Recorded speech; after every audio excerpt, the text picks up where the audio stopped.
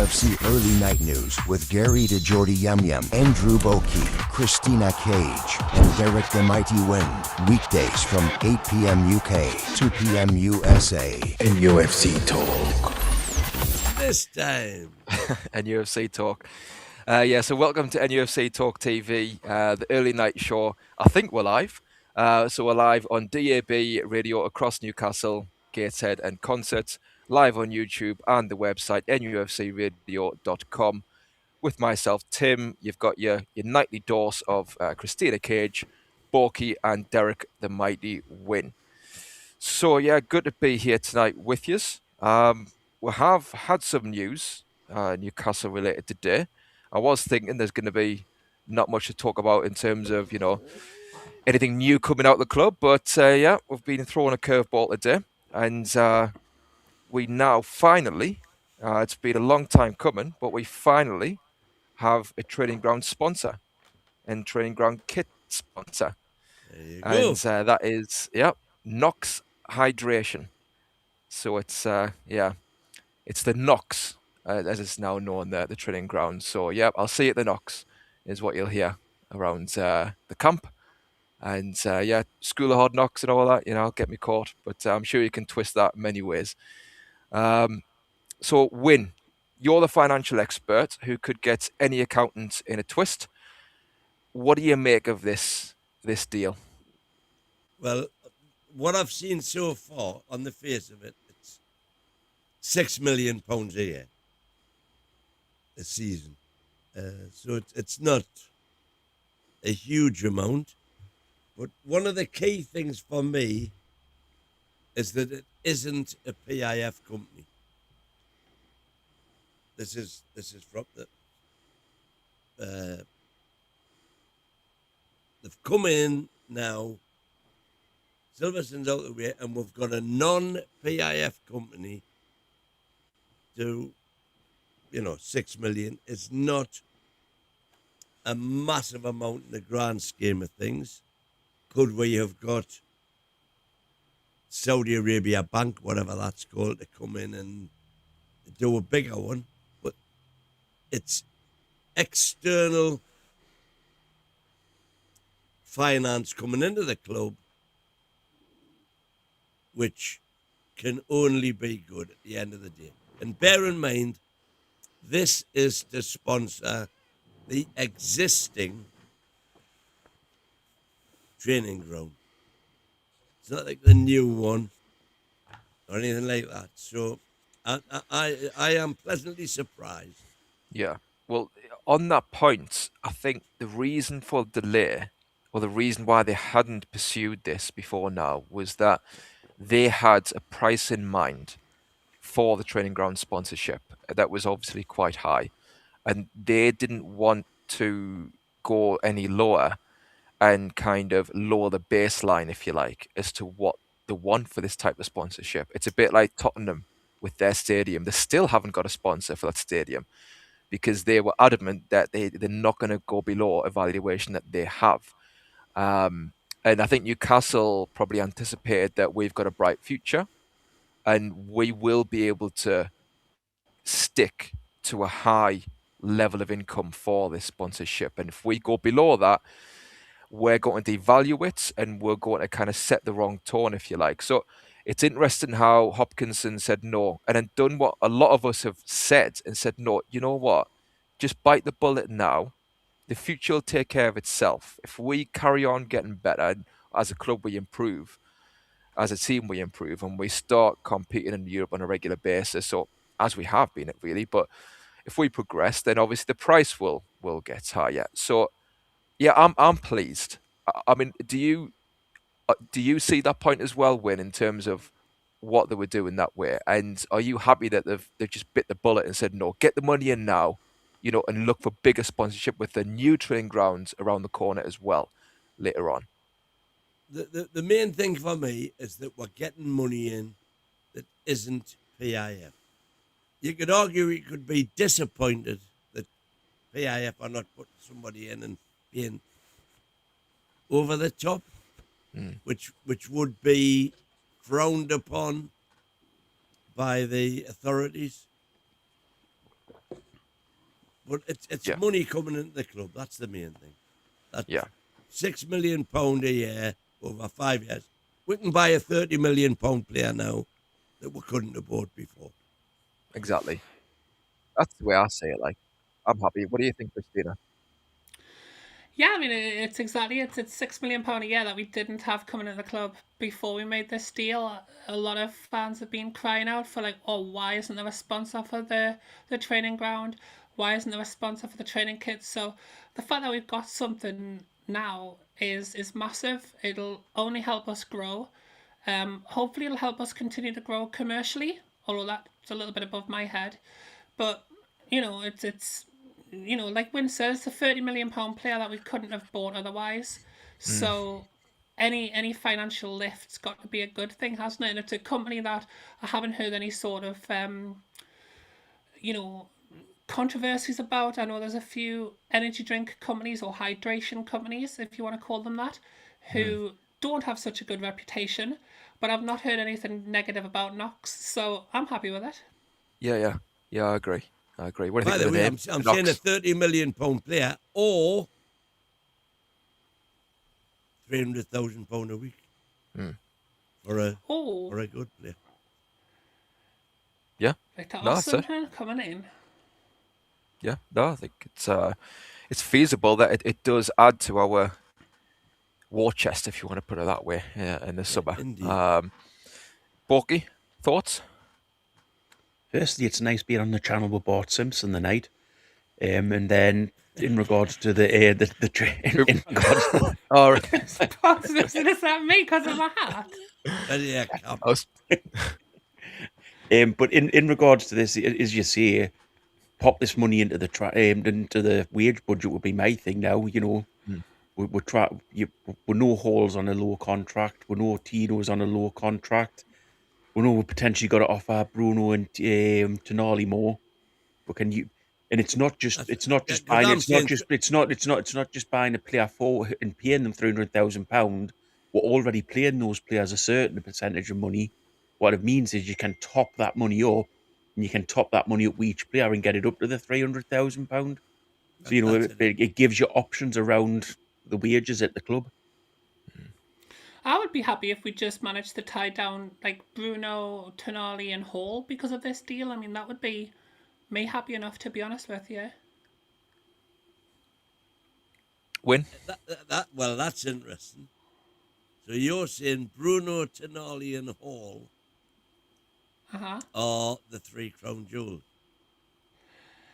I've seen there are three players who I would love to see us have the wage budget to convince to stay. I think they are three of our crown jewels. Yeah, because we discussed this last night, did we not?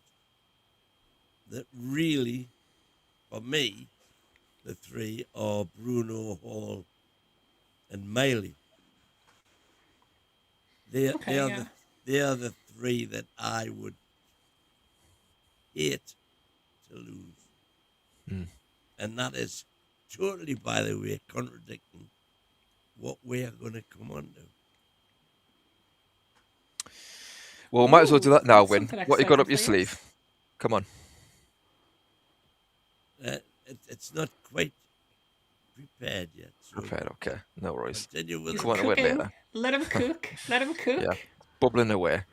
I mean, I think Lewis Hall for me is, my word, we do need to get him tied down, don't we? Because Yes. apparently he's on like a really low wage, isn't he? Certainly compared to his ability, what a player of his talent would normally get.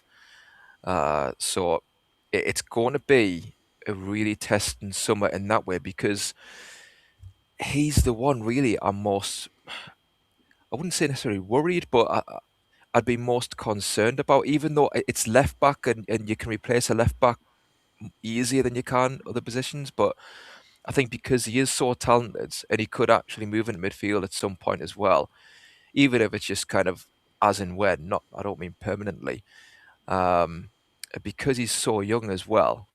I think Oh, he's massive. look at Prosaic. check that I'll out. say it Cheers, instead Matt. of you. I'll say it instead of Yeah, Tina. don't trust me to say it. I always get it wrong. But 5 5 gifted memberships, though. Thank you very much, Prosaic. And they have gone to Elliot Parker, 3011, Scooby 819, Paul M 8640, the Gecko Craze. These are all brand new names, by the way, who are watching tonight, who I haven't seen before. Get in the chat, guys. Nice one. How many have I missed there? You missed US 83 UK. Why have I only got 4 there? Oh, there we go. US 83 UK. So, Prosaic, thank you ever so much. Thank you very Cheers, much, pal. Prosaic. Again, I Appreciate mean, Prosaic's been dropping gift memberships right, left, and centre over the past 7 days, haven't they? So, massive thanks a lot. thank you to that. It really helps us as a channel. But Tim, yeah, I 100% agree with you when it comes to Lewis Hall. And I hear this left back position getting downplayed a lot. I've called Chris out for it once before, and I mean, here's the thing: Lewis Hall does fantastic for us from left back. And a good left back can be a really important part of a team. I think a lot of people downplay that. Like I heard somebody say once. Well, I heard Chris say once. I mean, if your left back's one of your best players, then you've got trouble. And let's kind of adapt that into full back. So you look at the great Real Madrid side. Who's the players that jump out? I'd imagine one of the first ones would be Roberto Carlos. Then when you go forward from that, you're probably going to mention Marcelo. You look at the great Arsenal teams, you're probably going to think, Ashley Cole, and you're probably going to think about well, I mean, Chesney wasn't that good, was he? But so look at Manchester United with Patrice Evra. Yeah. Look at I mean, you could probably even put Jordi Alba in there with Barcelona. Definitely. Good. And if you want to talk good fullbacks, what about Dani Alves? What about Cafu? Are you telling me that Barcelona was not a better team when they had Dani Alves at right back? I mean, fullbacks are a very, very underrated position, and I think having a potential world beater at left back, especially at his age, and he's only improving. Every time we see him play, he seems to have got a little bit better than he was the last time we saw him play. He's got determination. He's got a passion for the club itself. He makes last-ditch tackles. He starts attacks just by himself, wins the ball, and then runs half throughout the pitch and plays a killer pass. The guy's absolutely amazing. I always said when the rumours started coming out about Tino Livramento wanting away, my first thought was always, but who would you prefer if you had to choose one to keep between Tino and Lewis Hall? Who would you be more desperate to keep? And I think everybody has said Lewis Hall. Yeah, I agree. Just before you go on, Tim. No, I was just going to say, I think the problem with what you've just said, Tina, is if you go through any team, if you go through any position and name the best players in that position, you can say they had an impact on the team that they were in. That's a natural thing. If you're the best in that position, you're going to have a big impact on that team. The issue is that I think Hall is better than being a left back, and that I think a left back, a left back's important, but a left back isn't going to win your games as such. They're an important asset to the team. But I think Hall, if you pop him forward into midfield or you pop him forward onto the left wing, you're going to get a lot more for your buck and a lot more from a player like that in playing in that position. It's a bit like saying, if you look back in the day when I was young, Gareth Bale used to play at left back. So it's a bit like saying that he was good there. It's a bit like saying, should Gareth Bale have stayed at left back? But I think if you look at the career he went on to have, he progressed and went forward. And I think that's exactly what's going to happen with Hall. There's nothing wrong with that. There's nothing wrong with players developing into new positions. But I just think, if you want to be a world-class player, let's face it, who remembers too many left backs? Who remembers too many right backs? It's the strikers and forward players that you really remember. And I'm guessing that's what Hall wants to do with his career. He wants to be, a player that is remembered. I get that, Ian. Can I just, before you come back on that. So in the team, where Roberto Carlos was left back for Real Madrid. Real Madrid had 2 strikers. Okay, one of them was R9. Can you name the other one?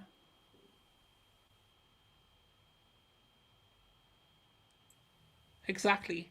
What about the Brazil team that beat France in the Confederation Cup with that insane Roberto Carlos free kick that I'm sure there are many people in chat still watch to this very day, where we took a 60-yard run up and smashed it so far, so it curled so much that not only did Fabian Barthez not move for it, but the ball boy, halfway between the goal post and the corner flag, ducked out the way of it. Do you remember Hang who on, else was in hang that on, team? hang on. What's the point in this conversation talking about other players? We're talking about Lewis Hall and his progression as a player. Sure, Well, sure enough, because if his progression is that he's too good to be a left back, he's gonna naturally move forward. And I don't think anybody can sit here and argue with that. We can use players from the past as much as you want, but in actual fact, Hall is going to be a more forward playing forward, more forward playing person in my view. and he might be. We'll see. We'll see. It'll be interesting to see how it does develop, because it's an obvious kind of thing on the cards, isn't it? That might well happen. What I would say is it goes in line with the way the game is and the way tactics are at the moment with a lot of managers. So you might not necessarily have to quote move position, because so many times now it's a tactic to have the fullback come inside anyway and move into the midfield and make up, a third midfielder or fourth midfielder and rotate that way. So Lewis Hall is perfectly in line with how a lot of managers want to play. I mean, we did it ourselves, didn't it? Where Tino, away at Chelsea, for example, I know he was predominantly obviously right back, but he came inside and set up that goal, didn't he, from the middle? I think Trippier's done it as well, coming inside to be the quote number 6. So Lewis Hall, he can do that, where if we have somebody at right back who's happier going down the outside and giving width when we have the ball, Lewis Hall can come inside in the middle and have a playmaker style about him as well. So yeah, he's got it all to do that, whether that is moving position, whether that is being a progressive fullback in the modern game that we see these days. But I think with him being a Newcastle fan, that's where I'm saying I'm not necessarily worried if in that I'd like to think he won't agitate, although, it does depend on who comes calling, really. But I think with the likes of Tonali, the way his agent's been going on, I think you're ready, Win. But I'll come to you in a second. I know you got something very important cooking.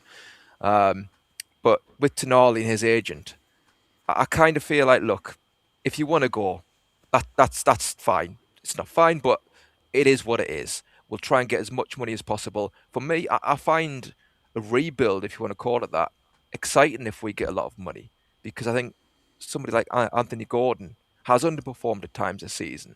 So I think, and you could even say the same about Tino. It sounds quite harsh, but if we get a lot of money for those players, but keep Lewis Hall, keep others, maybe like Bruno, and have a lot of money to spend, I kind of feel like, look, bring it on. It's up to us to do the stuff in the market and maximise our scouting network, maximise our talent ID, and bring in the players we need with a refresh. You can't rely on the same players all the time. Yeah, I Go on, think, boy. Tim, part of the problem is that with all these players, the big thing is where we finish this season. If we're not in Europe, there's a good chance that we can sit here and say we want to keep this player, we want to keep that player, we want to keep them all. There's absolutely very little. Well, there's no chance we're really doing it with some of them if we're not in European football.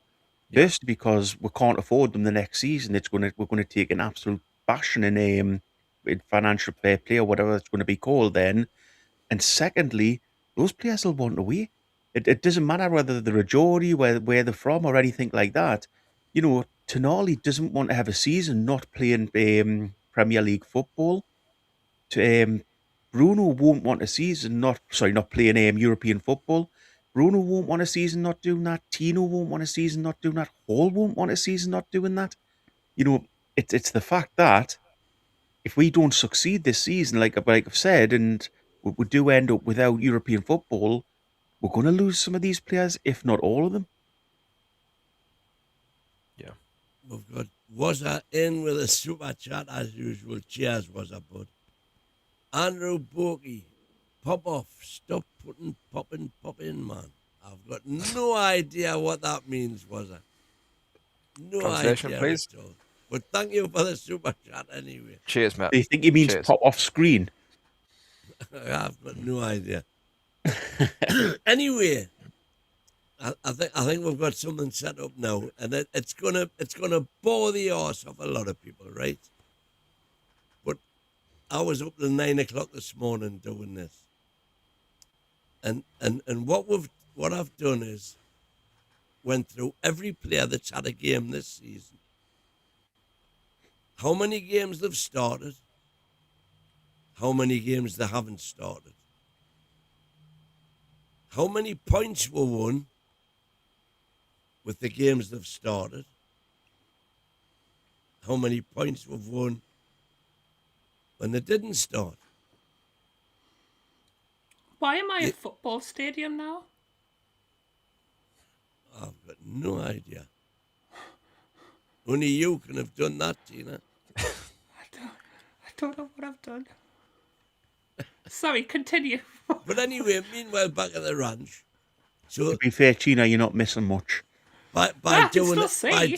by doing simple arithmetic, how many points per game we get when they start, how many points we get when they don't start, the difference between those two multiplied by 38 for what it means over a season. And these figures are going to blow your mind. Because, for example, we only have 11 players who, when they start, we get more points than when they don't start per game that they start and that they don't start. And top of the tree, would you believe, is Fabian Schär. Over a season, Fabian Schär, this is absolute facts from when they've played this season,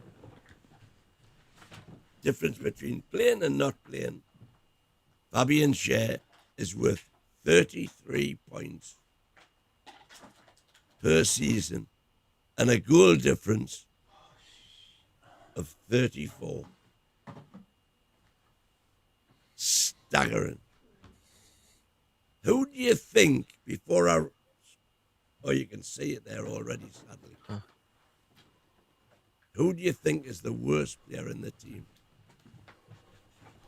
And this is where people can say statistics are skewed. Well, if you Sandro Tonali has missed 6 games this season.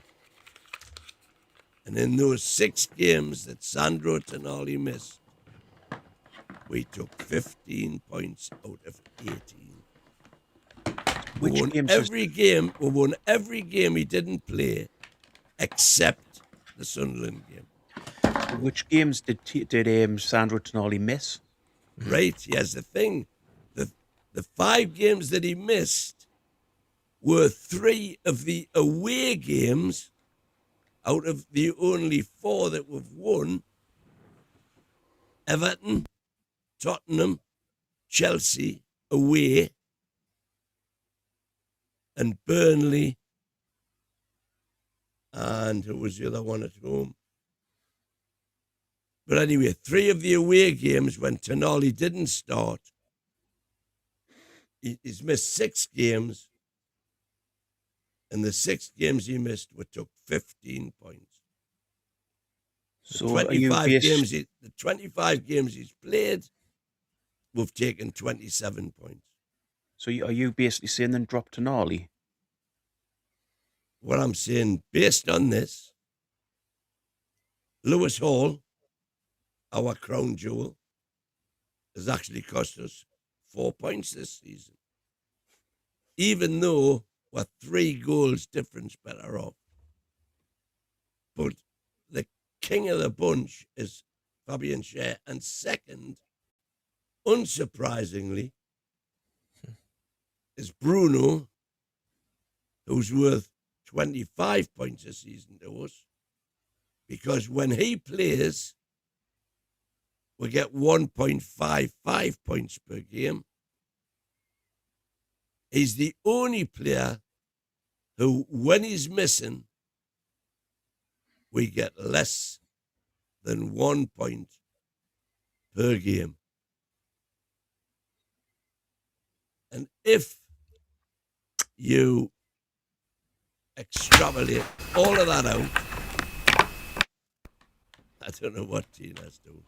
If you extrapolate all of that out, what you end up is, if you take all of those best performers on those statistics, the starting lineup will surprise you. So I've taken the 11 best players on those statistics and molded them into a team of sorts. And this is what we get.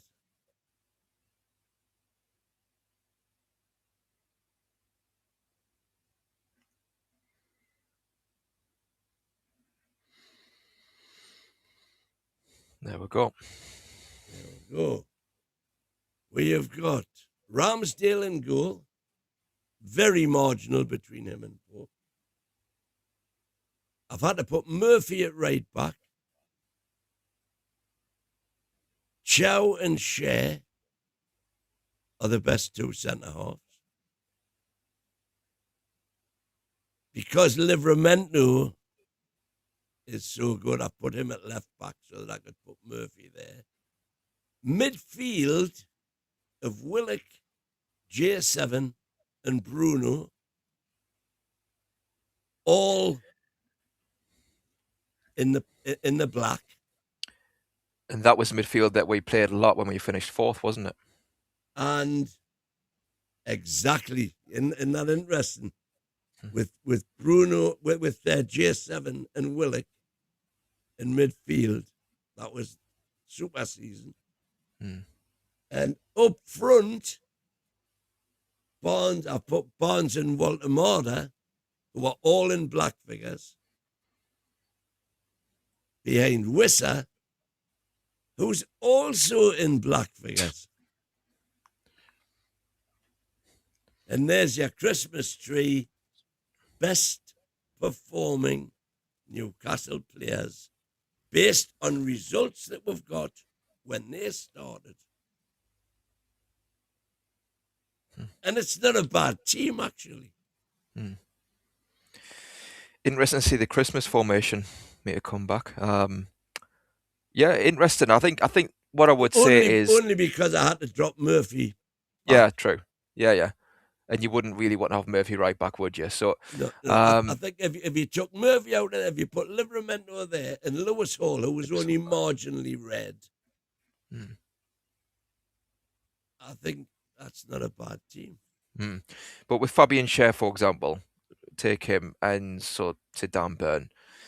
Dan Burn's stats are absolutely horrible. But he's played, more games, hasn't he? And would Fabian Schär have done better away to Barcelona, for example, than Dan Burn? This is Premier League only, by the way. All right, okay. Wayne, could I ask you a quick question? How many games did the players have to play for this spreadsheet? So how many games did they have to start to get into the team? How many did they have to start? Well, if they started, so if you're basing it just on the games they started, how many games did they have to start to then be eligible to get into the team? Was it like 5 games, 10 games? Crofts and Asula started 1 and missed 30. So they get the points for the game they started, and they miss out on the points for the games when they miss. So in which case, if every single player currently, it's just based on games that you start. So it does include substitute and no, is there anything like substitutes? So in which case, if I started one game against Everton Yeah. and would won 4-1, I'd be in this team 100%. Correct. So what I really don't see the point in this. You know, you could. Wissa hasn't started many games, so he's going to get a lot more points because he happens to have played games that we've won. Well, You know, Wissa started 4, from which he got Right. 6 points, right. and he missed out on 27. So how many games has Dan Burns started? 21. 21, and we've had a bad season, so his stats are naturally going to be lower. 21 starts. But why are they lower? That's the point. Well, by the sound of this, because he hasn't been starting with Wissa. So if Dan Burn and Wissa start together, it would bring Dan Burn's stats up. Is that right? No, that's not right at all. Individual. Well, hang on. You're saying when Wissa starts, we get more points. So if Wissa starts and Dan Burn starts, it's naturally going to bring up Dan Burn. Because the facts. Or would it work the other way? Would it bring Wissa's stats down if Dan Burn starts? The facts are there. But no, I'm saying if Dan Burn and Wissa start a game, 1.5 points a game. I'm just using these when two he as an example. doesn't start, we'll get 1.3 points. But that's exactly it. So you're saying that. So then if Dan Burn starts with Wissa, so say they only played 3 games together this season, if them two play together, does it bring Dan Burn's stats up or does it bring Wissa's down? Or does it just depend on what the result is on the game? Of course, and that's the point. It depends on the result of the game. It depends on what. So this makes no sense whatsoever. It makes total sense. So what's it proven? Is it proven Wissa is a good player? Wissa should be starting every game. Is it proven Dan Burn's a bad player and should never start for Newcastle again? No, it's not. Is that what we're using this for? So what we're using this for? That's not what we're using it for. So what are we using it for? It's pointing out, as I did many times with Longstaff, that when he plays, it's not all in the eyesight, because the bottom line is results. But hang on. Bottom line is results, and those figures are all based on results. So if Tonali actual and Bruno things that have happened, but if the Bruno truth, and Tonali, the facts, one at a time, lads. If Bruno and Tonali had started every game together, they'd be on exactly the same points. But they didn't. But I'm saying if they did, they would. So it's not this is unfair on these players. That's what I'm trying to say. It's unfair because you're trying to prove a point about games that have been won and games that have been lost based on one individual player. It's down to the team. It's down to the team, the resultants, and it's down to the manager and decisions that are made in the game. Individual player is a part of that team. Well, they are, but you can't then say Wissa's been. So basically, are you saying Wissa's been brilliant this season and should start every game, the last 7 games of the season? What I'm saying is, Wissa, when he starts, will get more points per game than when he doesn't start. He's only started 4. So hang on. I'll ask you and I'll ask the chat. So are you basically saying Wissa should start every game to the end of the season because of this PowerPoint that you put together? I think I might like to see it given a try. So this is the exact team you would play. This is exactly what was said. This is the exact team you would, if everyone was fit, this is the exact team you would play till the end of the season. This is our best team, is what you're saying. As I say, Lewis Hall is marginalised because of the, But you're saying this is our best team. That's on the same graph thing. Has anybody watched Moneyball, the baseball? I know of it. Film. I haven't seen it, but yeah, I know of it. Brilliant film. And this is exactly what the manager of the Oakland A's did, and everybody said he was crackers.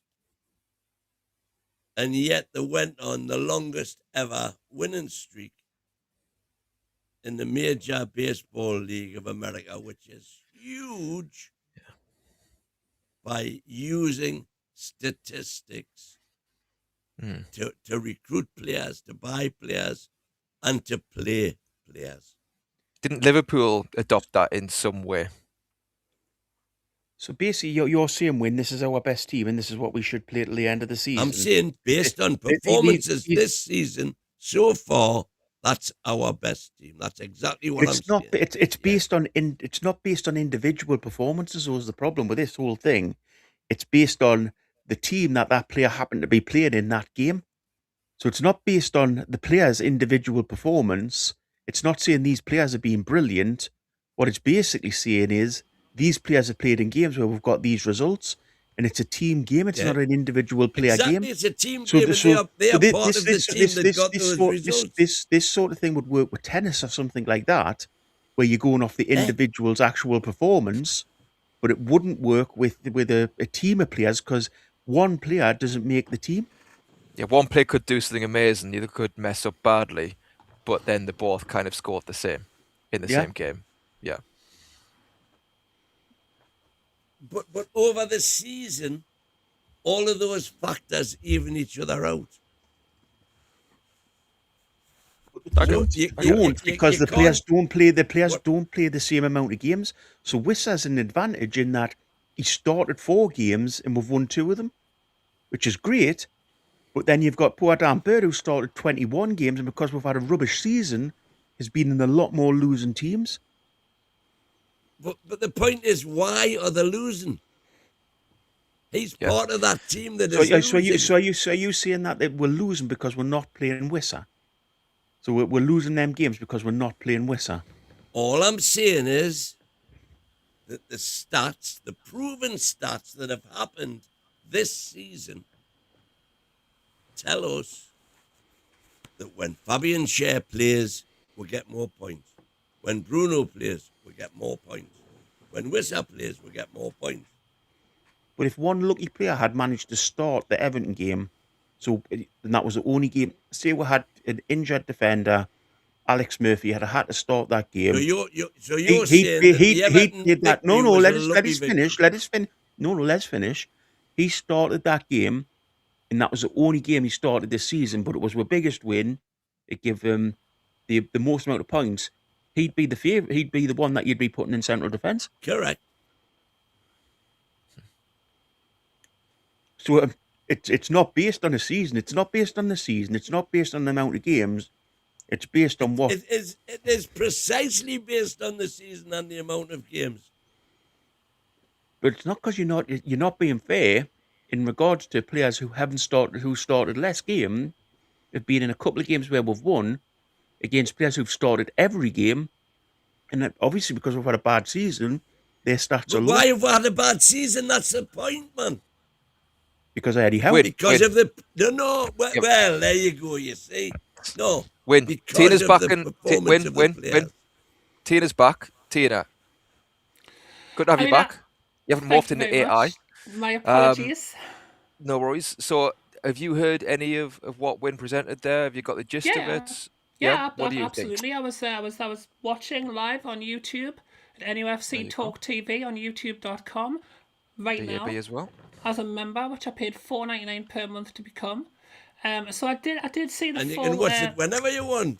Again, I can watch it whenever I want, which I will be doing, of course, because it's kind of proven that Fabian Schär should be given a contract extension. That's the but only no, I thing mean- you're going to zone in on. But I do get the point. So if you, I get what Bogey's saying in regards to the fact that some of the stats are somewhat skewed because of the fact that Wissa has happened to be on the pitch at times when we played well, or Dan Burn's been involved in more games where we've dropped points. But I think you can kind of look at it over the season of if the team, if a player's in a team, and you get more victories when that player's in a team, or you score more goals when that player's in a team. Overall, over a big enough like extrapolation of data, like a big enough time scale, shall we say, then that player kind of, clearly adds something to the team, because especially when you look at the likes of like players who are injured, but we win more when they're not injured. Like, you can kind of get some data from that. So Fabian Schär being part of the more successful defensive line, that doesn't massively surprise me. Obviously Wissa being in there, I'm not so convinced that that proves that he's the number one guy up front. But there is definitely something that you can take from that. Maybe not, prove, okay, this is definitely the best team that we should play, but definitely certain individual stats, like certain players, when they play, we play. But like for example, the statistic about Bruno before he got injured, that the problem was that we had never won a game that Bruno hadn't played in. So that's a legitimate fact. We did definitely play better when Bruno was in the team.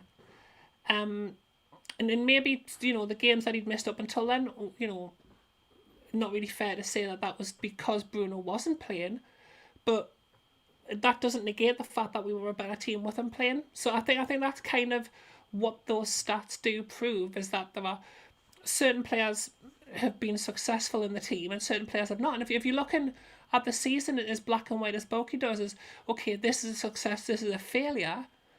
The players who have been involved in more of those lost games would be part of that failure, and the players who have been involved in the games that we've won or the games where we've scored more goals, there might be a shout for that. So I think we all know that the team is more creative when Fabian Schär's on the pitch, because as a defender, he's our most creative defender. He can ping a ball 40 yards. He can carry the ball up the pitch. He can score a goal from out of nowhere. So there were definitely things that we can extrapolate from it, I think. Super chats. Yay. Go on, Win. Super chats. Super chat win. Sorry, I was off there. So when I start one game, down out, and get subbed off after 5 minutes, Boki comes on for me and scores 10 goals. My stats go up and his don't. Yeah, well, that's true. Because So Win, that's a really, really good point. So Well, you're so you going say. off the you're go well no it is. You're going off this in regards to this. If a player starts a game and then gets subbed off, and they were winning when we were winning when they came off, and then as has happened this season, things go peak tong, and we'll lose all them points, or we'll lose a couple of them points. Their stats go down, even though they were in a winning team when they came off the pitch. Yeah. So if Wissa started a game, then got subbed off because he was rubbish after 20 minutes, but would happen to got a 1-0 goal, 1-0 lead, then we went on to lose the game 2-1, Wissa would still get the points. Except over a period of that's the time, issue over a with full these stuff. season, all of those things. But hang on, over a full season, how rubbish have our substitutions been all season? So there's going to be lads on there that'll have been on the pitch when we've been winning, been subbed off, and then we've lost the game. But I think you can apply it more if the players have played more games. Am I right in thinking? So I think might even itself out a bit more, regardless of what you think of the subs in one way. But if it's only a player who's played kind of 5 games or something, or made 5 appearances, maybe you could do it in a way, I don't know if it's possible, where you do it based on players who have played a minimum of X games. Maybe But that'd be. I don't think that even really matters, Tim, in regards to this, because if you're being fair, as I say, you've got players who will have come off when we've been in a winning position and will be down marked on this score system because we've then went on to lose the game, or we then went on to draw the game. There's nobody being down marked. Well, they are. They've They're been not. on the pitch. They've been on the pitch, and they've potentially got us into a lead, or we're leaving when they leave the pitch. So in that game, up to that point, they've got us the full maximum amount of points. They come off, the team capitulate, and we'll lose the game, and they lose all their points when really they weren't. It was not their fault at all. In relation to Newcastle's season, this season, you've kind of got a valid point in terms of points that we've lost from winning positions and goals conceded in the last 10 minutes, which would tend to be, almost inevitably be, after substitutions. So yes, you've got a point there. But the overriding, I mean, I think particularly Tenali's stats are horrendous. But how many times has Tonali been on the pitch when we've been winning? He's been subbed off when we've lost points. Well, when's Tenali been subbed off? Tonali gets subbed off quite a bit, especially towards the start of the season. So if Tonali gets subbed off and we lose points, he loses No, he loses you're the wrong stats there. of that game. I think you're wrong there straight away. So what am I Tenali does wrong? not get What am I subbed wrong off. about? Tonali never gets subbed off. No, he gets subbed off very occasionally. Very, very Right. occasionally. If If he's available to start, he starts. So if he's that poor a player by these stats, then why we're starting him? If Willock's so much better than him, why we're starting Tonali and not starting Willock? That's the Is it argument. is it because we actually use our eyes and watch what's going on the pitch, rather than me trying to make a point through spreadsheets and things that aren't on the pitch? It's not. It's because, as you rightly say, and as Tim just said, the fact that Willock has only started 7 games probably helps. And normally when Willock starts, it's only because one of the big 3, shall we say, are not available. If he's starting, it's because one of the big 3 aren't available. Well, looking at Fabian Schär win, so he's number 1, okay, and I don't want to be too harsh on Schär, because I think he is a good player. And Tread I think he carefully. has I know I'm thin ice here, Tina, I'm very aware of that. And I think he has had some good games for us this season. But I'm just looking at the games that he started before he broke his ankle. And I'm just trying to kind of balance between your stats and the eye test. And I think, both are valid. It's about meshing the two together, I think, to try and come up with something as accurate as possible. And in terms of maybe the eye test, if you like, so looking at these games, I'm just bringing them up here. So, for example, there was the Burnley, one against Burnley, away 3-1. To be fair, right, I think he played well in that one. He did make some good clearances. Okay, but we hung on in that. That was a very scrappy win. That win didn't inspire any confidence in me. We stumbled over the line. But to be fair, he had a good one. Chelsea 2-2. I would say he was very much at fault for their equalising goal. He was on total walkabout, in my opinion, on the halfway line.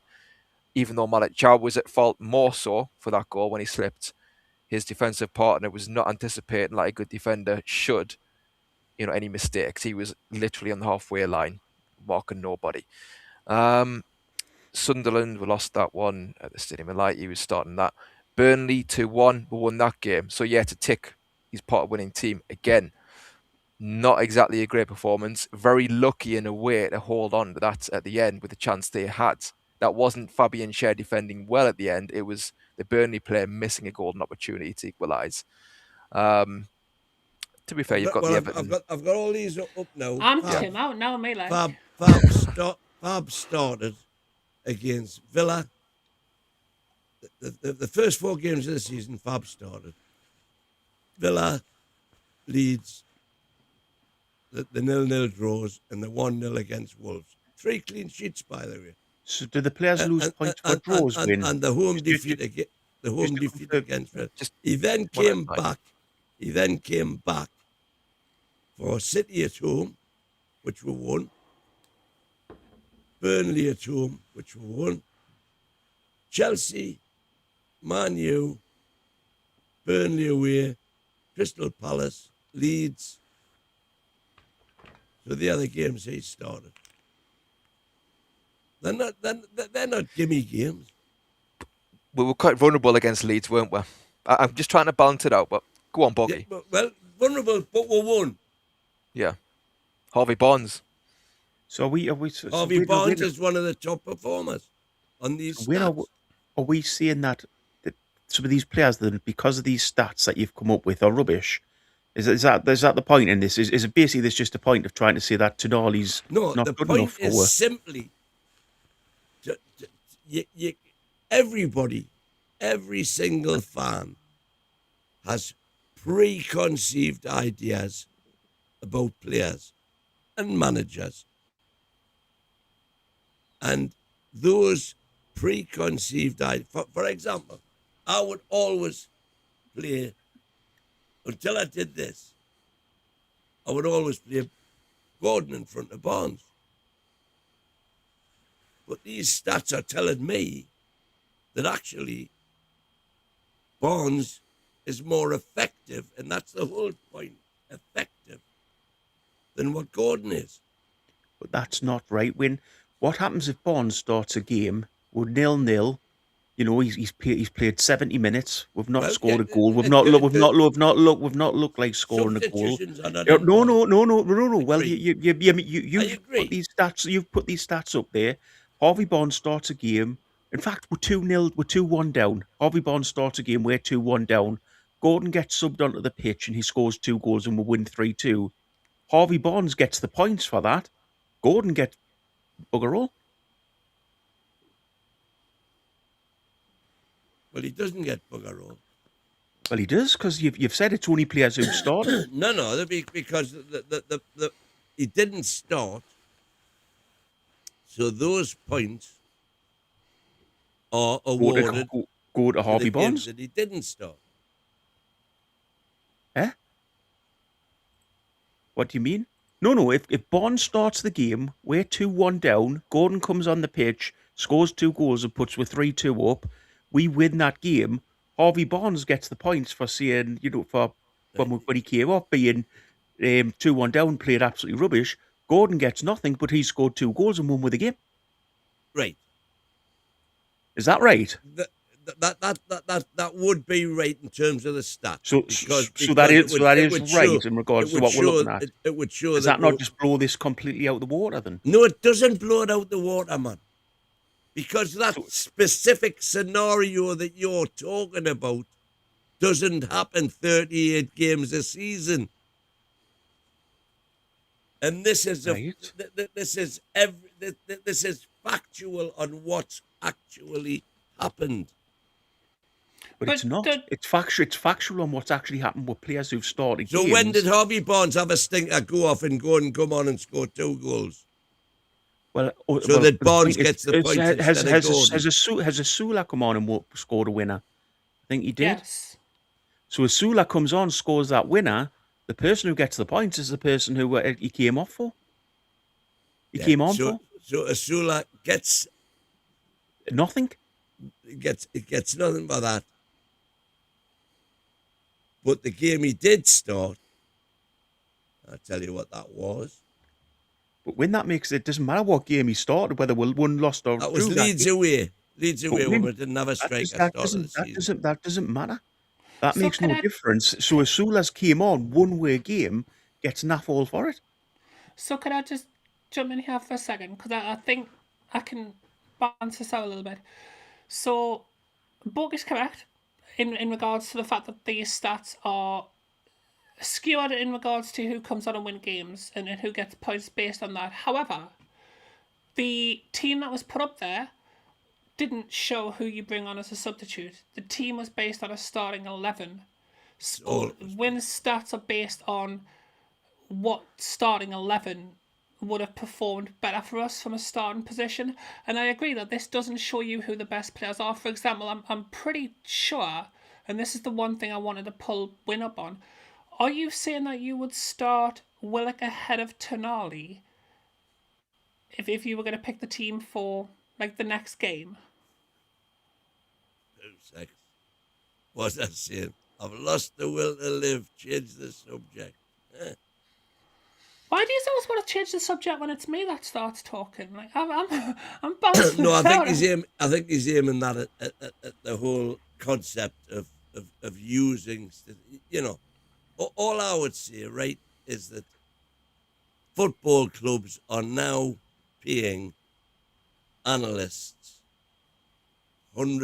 millions of pounds a year. I'm friends with a data analyst that these aren't going to be to happy do with which team he does it for. exactly what I've just done there. So you're saying we they're should not give you a doing pay that rise? because it's irrelevant. Now, okay, they may have more sophisticated models where they can, for example, and I'm working on this, by the way, where you can introduce the substitutions and the result before substitution, result after substitution, which I'm working on. Watch this space. Prepare to be more bored, was I? But what I'm saying is that there is value in looking at it, and it makes you look at things that you didn't previously think about. So we'll leave it at that. Yeah. I'll admit I quite often think about how good Cher is as a footballer. Well, I knew it would make you happy. But yeah, it's about kind of... And I mean, you know, these are my stats. Dan Burn is shocking. Yeah. But again, that's because how many games has Dan Burn started? I can't believe we're going to have an argument around me standing up for Dan Burn. But how many games has Dan Burn started, and how many times has he stayed on the pitch when we've been losing our heads? The players who are on the bench get away with everything here, because if they're subbed on, win, lose or draw, they get nothing put against them. Well, again, and you could look at the Sunderland away game, couldn't you, where Dan Burn broke his ribs and he was by far our best player in that game. So you've got to balance it out that way. But I think it's interesting. I think interesting to look at in terms of the word effective you used. Win. I think in terms of the longer scheme of things, not just like somebody who's made 5 appearances. If you try and add context to the whole thing, it's interesting. Not saying I would play that team. I think if we'd used this just in the context of the stats, but trying to call players out on it is really, really unfair, would be my point of view on this. So it is good analysis. It is good that you can see these sort of facts. Well, because the first thing that you did was be chuffed that it was Tonali who was bottom, and guess who's bottom of the league? What? I was absolutely staggered. I know you were staggered, but you were out of the moon. You were going to look who's bottom of the league because you don't like Tonali.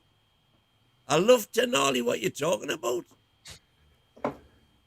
What, I don't know where you or Chris get this idea from that I don't love Tonali.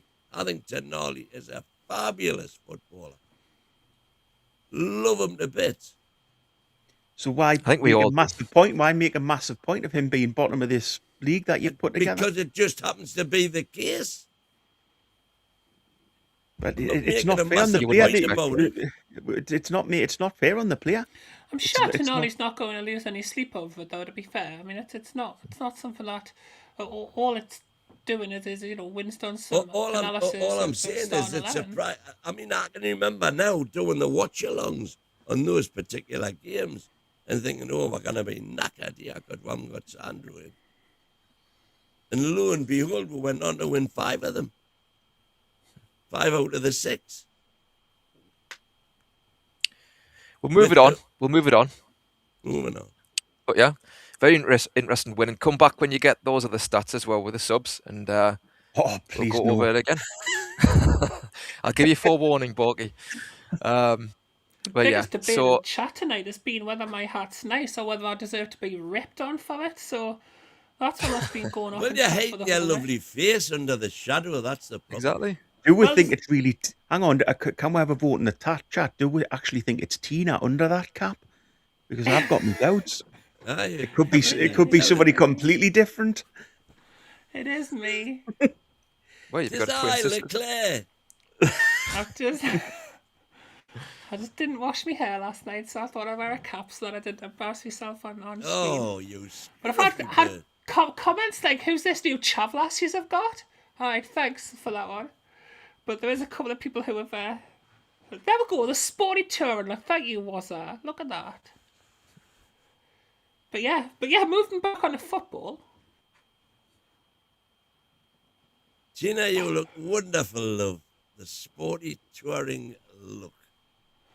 And Becca's come in and say I look like I'm going to go and play a round of golf. So yeah, kind of 50-50 in the chat at the moment, isn't it? Cheers, Wazza. Cheers. Cheers, Wazza. So, we'll move to football and transfer targets, right? And there's 2 players that I've seen us linked with in the last few weeks. And obviously, I think striker is a position we're going to be looking at. You would have thought. And there's these two players that I want to discuss. I think I know where some would stand on one of them anyway. So the first one's Liam Delap. Went to Chelsea, hasn't worked out at all at Chelsea. We were in form in the last summer. Obviously, he turned us down to go there. Brilliant at Ipswich, and what is he? 21 years old, 22. Raw striker, but strong, powerful runner, and obviously got some goals. But a lot to learn as well, I think. Tina, what do you think of Liam Delap as a target for us? I mean, Liam Delap, I've not went off him as much as a lot of people have this season. I know he hasn't had his best season, but I think he's the type of striker that could do a job for us. I mean, his movement's good. He gets into positions to score goals. Although we've not seen a lot of that this season, but he's like a proper centre forward, isn't he? He's an English centre forward who will get you goals. Like this is a blast from the past. When I go back and watch the players and stuff, but there was a player, I don't know if you've even heard of him. His name was James Beattie. Of course, yeah. And he kind of reminds me. And I haven't seen a lot of James Beattie, so if I'm way off with this analysis, then I apologise. But the little bit of watching that I do when I'm trying to research stuff, that's who he kind of reminds me of, like a striker who he might not be your Alan Shearer, but he'll grab you some goals. His movement's really good, which is what we need up front. I think part of the problem, and we've mentioned this a few times, is how isolated our strikers get. And I don't think Liam Delap would maybe fall into that trap. So I would be quite happy to see us go back in for him. I think there's still a player there, and I would like to think that Eddie Howe could get the best out of him and turn him into the player that he should have been. Wayne, what do you think? I haven't seen a lot of them. Obviously, neither has anybody because he hasn't been playing. I saw him miss the two sitters against us. I'm saying sitters, that's probably a bit harsh. But I always say about forwards, you've got to be in those positions to miss them. And that's a good thing. At Ipswich, he was outstanding. Bear in mind that the team he was playing in, he did really well, and you can understand why we were interested in him, why Chelsea weren't interested in him. Has his head gone? Has his, these are the main things you need to know about him. I think confidence has went. That's right. I do think there's a player there, but what we're going to have to pay for him? Chelsea paid 50, didn't they? I honestly don't know, but I'd be surprised if it was 50. I think Chelsea paid 50 for him. Did they? Let's have a look.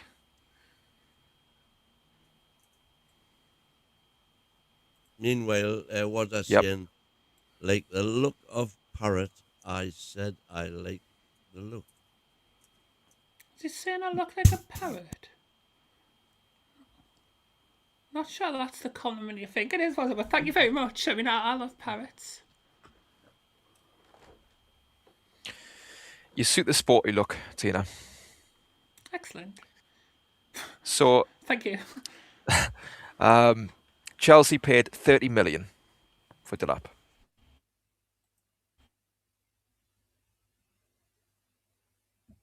That's a bargain for Delap, to be fair. Yeah, so Chelsea are not going to be asking for 50 million, obviously. Definitely a player there. I think for me, Delap is just a step backwards now. I know he's a young player, but we can't go into this summer trying to say that.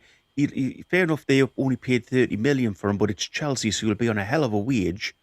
We don't want to be going in buying a player that hasn't proved himself this season, and we're going to have to pay a hell of a lot of money for, and a hell of a lot of money in wages. Again, we need to be looking at other leagues and getting players in who are raw, and getting them in at a lower price, not a Premier League price. I mean, for us to go to Chelsea to buy Delap, I'm guessing they're going to want 60, 70 million from us. So, and Do you again, think- as I say, then over the length of his contract, you're going to be paying him a hell of a lot in wages. It's not the type of player we should be looking at now. The whole strategy this summer should be looking outside the Premier League. Bring in like a Yondal Thomason or an Andreas Siesta. Somebody like that, yeah. Or I like think a they're retired. Daniel Cardone. I think most of them are retired. Yeah, but that type of player, like somebody from outside of the Premier League who's got a bit of a reputation, a little bit raw. Well, personally, I who would come choose in more of a I would choose more of a Hasselbank or a, I think he's retired now, Bogey. well, he is, yeah. But no, I would choose more of a top class striker, but not necessarily somebody who's going to be known as being top class. Mm-hmm. I mean, who's the best? Who's the best striker that we've signed so far in this project? In the project? Mhm. Alexander Since Isak, probably. Exactly, and whereabouts was he from?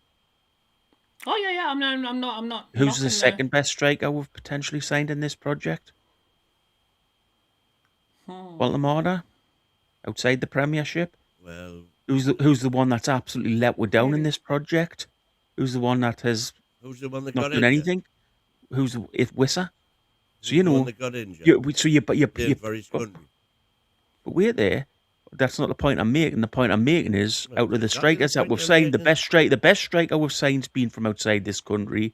The second best striker we've signed from being outside this country, and the one who's let we're down the most has been back for 3 months since that injury. So let's not use that as an excuse any longer. He is the one that. The one who's let us down the most is the one who scored more goals from open play than your best one last season. And we're For saying Newcastle. them on the, For Newcastle. we're For saying them on the Newcastle. back of that For when he Newcastle. didn't have an injury record Hang to on. speak of at all, For and then Newcastle. he got injured. For Newcastle. I think again though. I think that where Well, the Win Wynn players didn't talking answer that rubbish. question. Wynn didn't answer that question What's for your question? Newcastle. So Wissa scored more goals for Newcastle than Isak has. What a ridiculous question, man. Yeah, what look. are you talking about? Well, it's a ridiculous point you're making. It's not a ridiculous point I'm making. Go on, You're Tina. saying- Well, it is. You're It saying is. Hold on, Isak lads. You are Come on, lads. saying Isak was the best striker we've ever signed in the project. I agree with you. And you're saying who's the worst? Wissa, who's been injured from the start of the season. No, he hasn't. He's been injured. Having, but he was having injured. never been injured was before. injured at the start. And this worst striker that you're talking about scored more goals from open play in the Prem last season, at the end of which we signed him, by the way, with a totally injury-free record. And typical Newcastle, he gets crocked playing for his country before he kicks a ball for us. He's been back. He's And been you're back trying 3 to months. compare the two. He's been back. Give her 3 one, man. months. Give it a rest. He's been back 3 months since that injury, but I'm not going to go into that. Tina, sorry, you have your say. No. I mean, all I was going to say is that I don't think we should really put so much emphasis on where we are recruiting players from. It should be more about who we're recruiting, because although last season's the players that we brought in, I think, were all a little bit sus, and especially the ones that we got who we've deemed as being brought in because they're Premier League proven. Not sure the club ever said that. But again, I mean, I've talked endlessly about why those players looked like good prospects at the time. But you can look at the fact that from outside of the league, we've brought in Botman, Bruno, Tonali, Isak, Walter Maida, fantastic players. From the Premier League, we did buy Tino Livramento, Lewis Hall, Harvey Barnes, Anthony Gordon. So the Joe Linton, I mean, he was before the project, to be fair. So there are players who we've brought in who have been really successful, really good players from inside England and inside the Premier League, but there have also been absolute stinkers, and there have been fantastic players who we've brought in from abroad, and there have also been some absolute stinkers. Just on that point, I think getting Tina, sorry, go on. which players have we brought in from the Premier League that were already Premier League proven and they have worked for? So yes, Hall, Tino, they were youth players that have came in and done really well. But which established Premier League players have we brought in that have worked for? Anthony Gordon, Harvey Barnes. Gordon wasn't particularly Premier League Hang on, proven. hang on. We He haven't was the signed. first choice player for Everton. He was We've their never winger. We've never been in a position until summer gone to buy Premier League proven players. And what happened The when only we did? the nearest you could probably come, you can't call Anthony Gordon. He wasn't a Premier League proven player when we got That's him. exactly what I was saying. The nearest you can come is Harvey Barnes, who was Nick Pope as well. Nick Pope Yeah, as Nick well. Pope. Nick Pope. And Big Harvey Dan Barnes Burn. and Nick Pope have both done really well. But what So about which ones? Which apart from forget last summer, who else have we signed that hasn't worked? Well, you forget the seasons Premier League before then. proven. So hang on. If we're going down that route, you forget the seasons before then. Who do you choose? You know, you can't say it. We Forget didn't last buy summer. them. We You didn't can't buy s- Premier League proven players we couldn't afford to. Pope, Barnes. Yeah. You've just named them. I've named Target. two. Was a success. Wood. Should have been a success. Wood was Burn. probably a failure. But Wood, what you forget. Hang on. What you forget about Wood is not only did we get him, but we took him away from Burnley in their when we were both fighting for relegation. So we're not only strengthened in inverted commas our squad, but we're severely weakened Burnley in our quest to avoid relegation. But 78% of the players we've signed are Premier League proven, and that's why we're paying so much in wages for players, and that's why so we've paid so much for players. We need to start looking at other markets. I'm not saying that we We'll haven't look had at other some markets. success. I'm not saying we haven't had some success in the with a couple of them. They have. The youngster ones that were bought were brilliant. Tino and Hall have been proved to be great players. But the older ones that were bought, that we've paid massive money for, What I'm have been saying is, if you discard the summer window, failures. But why do discard the we summer window. why do we exclude that to prove your point? No, keep the summer window in there. So hold on, let me Well, bring there's only it back. three. Three Let me what? Yeah. Let me just bring it back Win. on that bogey. So you're saying 78% of our signings have been Premier League proven. I'm not Yeah. 100% sure where you're getting that stat from. And you're Well, saying that all of He's the saying players that because we've they've come brought, from the Premier League, they are Premier League proven.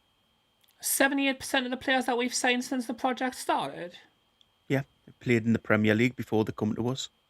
played in the Premier League before they Yeah, came to us. exactly. Not Yeah. Premier League proven. So are you including Which is what Trippier the in players that? were signed in summer. Sorry? were. Are you including Trippier, Hall, Yeah, and Livramento in that? Yeah, them three would be included, obviously, because they've played in the Premier League before. Right. So you said everybody except for the younger ones have been a failure. So Dan Burn, Nick Pope, and Kieran Trippier have been failures at this football club, have they? How much did they cost you? No, but so no, I'm going back to the fact, and all I'm picking you up on here was the fact that you said that outside of Hall and Livramento, the older proven Premier League players have been failures. So Barnes, Gordon, Trippier, Burn, and Pope.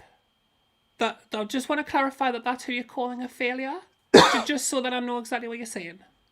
I didn't say that all players had been failures. I says that the majority of players that we've signed from the Premier League haven't worked out for us. Target didn't work out for us. Wood Did didn't work work out out. for us. Target worked out for us. He sat on the bench for a season, then went to Middlesbrough on loan. Come on, man. He kept us up. Elanga never worked out for us. Right. Yeah. Okay. Wissa hasn't worked out for us. There's the two. Ramsdale hasn't worked out for us. What are you you know- talking about? Ramsdale hasn't worked out. He hasn't been great. He's had a few Well, good okay. games, but he hasn't been great. So you're basing this all on this season, yeah? No, I'm basing it across the whole You're the whole Those, thing. those players have only played since for the- us this season. Hang on. Since the club got took over and Eddie Howe's been in charge, 78% of the players that have come into this club have been brought in with Premier League experience. Yeah. Yeah. They played in the So Premier that's League. Not why we're Premier playing. League That's proven. why we're playing. Well, it is Premier League proven because they've played in the Premier League. So that's why we're paying excessive amounts for wages and 4 players signing on. What I'm saying is we need to look at other leagues. So you talk about Delap. And we've Okay, I was going to always say looked Rory at other Delap then, leagues. but we haven't. Not South America, not South Africa, not Asia. Botman, Bruno, Where did they come Isaac. from? Hang on. Which countries did they come from? Which player have we signed from South America since this project started? We haven't. We've just Which signed player have one. we signed from South Africa since this project started? Right, hang on. Which We're player going have we signed from Asia since this project started? No, we're We have going a few on. younguns there, but we haven't signed We're any going on first to a team whole players new from thing them here. players. We're going on to a whole new topic here. You What were topic? talking about, did we have a South American scouting network when Piff took over? No, we didn't under Ashley, and now we have. So we need to be looking at that's progress. That's the exact point I'm making. We've got We've got a the super chat people there. there now to look at it. Before- You've got to use yeah. them. We've got a super chat there. I don't want to miss that out. So I think, go on. It's whether again, can I advise a peace treaty, Tim? Chief Whip. Get yourself over, was it? Give some help. Cheers, mate. Appreciate it. I do think that this summer, I mean, it's going to be really interesting and fascinating to see how they approach it, because I think there will be a push from Ross Wilson, to look everywhere. I think we do need to look everywhere. I think that does include the Premier League as well. But I think you have to cover every market. And I think that because there's going to be a large turnover of players in the summer, it's inevitable that we have to find the gems. I mean, even you could say like Bruno, for example. Obviously, he cost a decent wedge. What was it, 38 million? But for the player you got, that's a bargain. So at that time, if everybody knew Bruno was going to be the player he is, then we probably wouldn't have got him.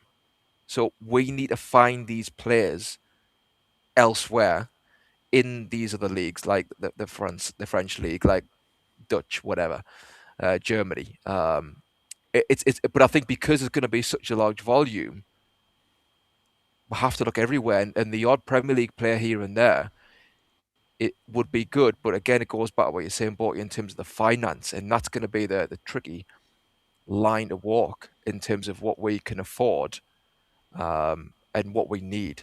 Because the other striker that we're being linked with is also, well, primarily Premier League player, and that is, again, somebody we went for last summer, and that is Nicholas Jackson, who's now Bayern Munich.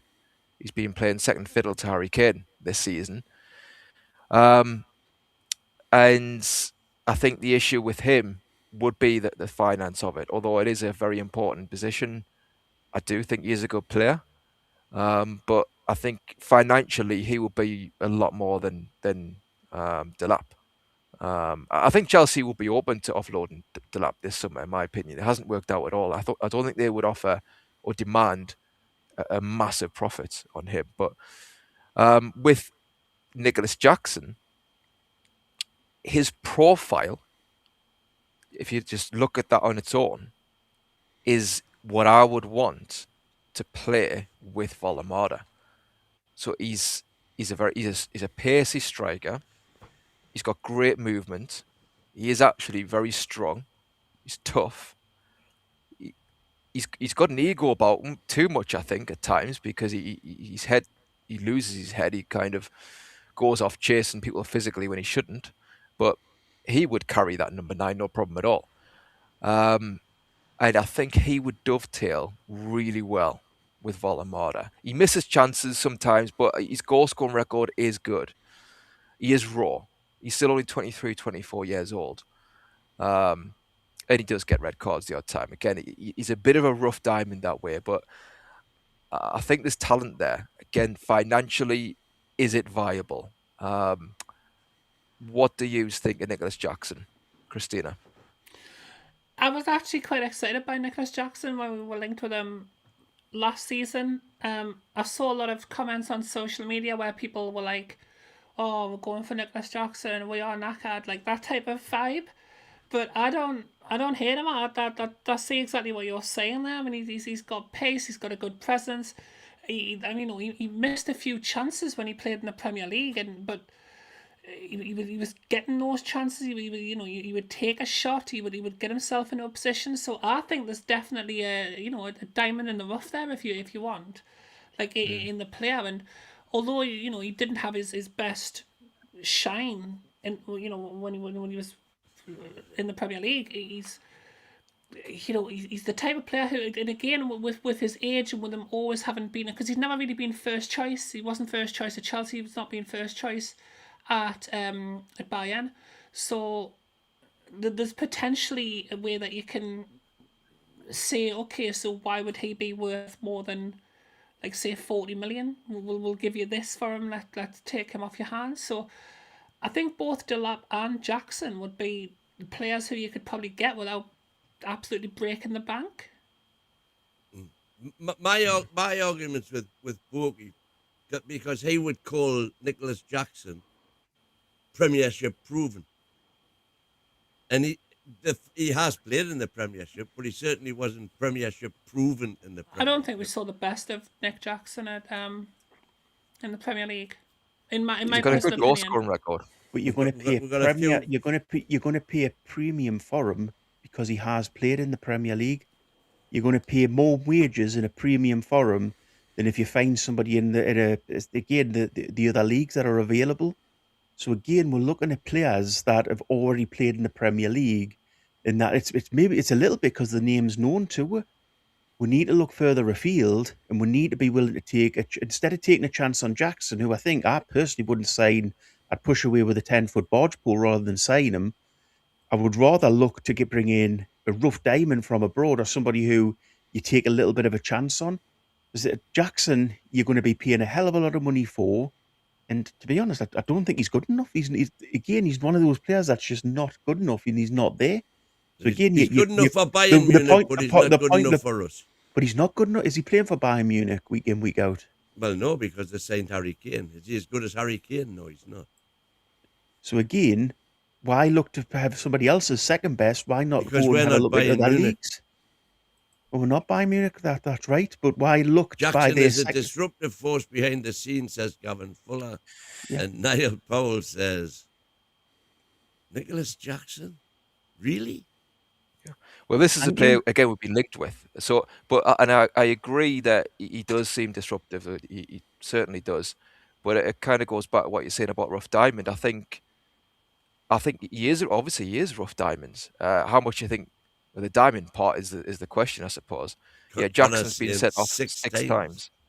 Yeah, and we know about that with Sven Botman, where Yale bought Botman. And again, I think when we bring in these players, it's likely if you get a player like you're saying, Borky, say from France, where it's cheaper and he's not the finished article, you're going to bring that player in, hoping the manager,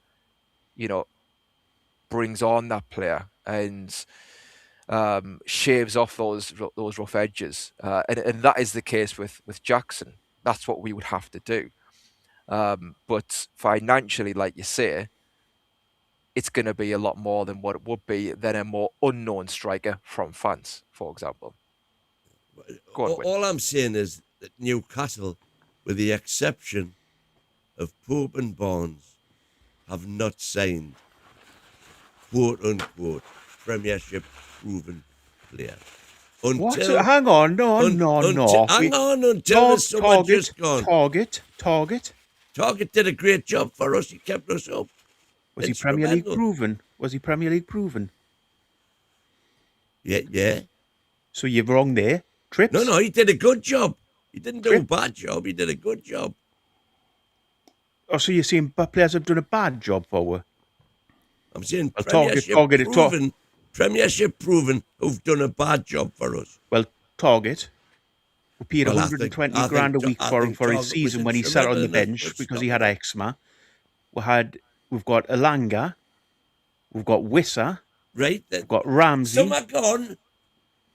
Right. So how many some are gone. Prior to that. What? How many bad Premier League players have we? How many bad Premiership League proven players have we signed? proven players. Right? Well, I've just Give me named them. some bad ones. I just have. You're saying that what was in the summer. what you're saying is let me make an argument, but take these people out of it. That's ridiculous. I'm taking take last summer out of it. Well, you can't say that. Last summer happened, Win. Last summer was real. Last summer happened because of all the reasons we know it happened. Unfortunately, last summer happened. Last summer Correct. is what it is. So you've got So, to include Bucky- those players in anything you're talking about. Bucky, So do you basically, think the this three was- I tell you what. Premier League players- I'll say take the first transfer window that we had out of it, because that was an emergency transfer window. So which good Premier League players were signed since then? We haven't signed any, apart from Bonds. We have at the end of this last season. We had a transfer Switch up. window.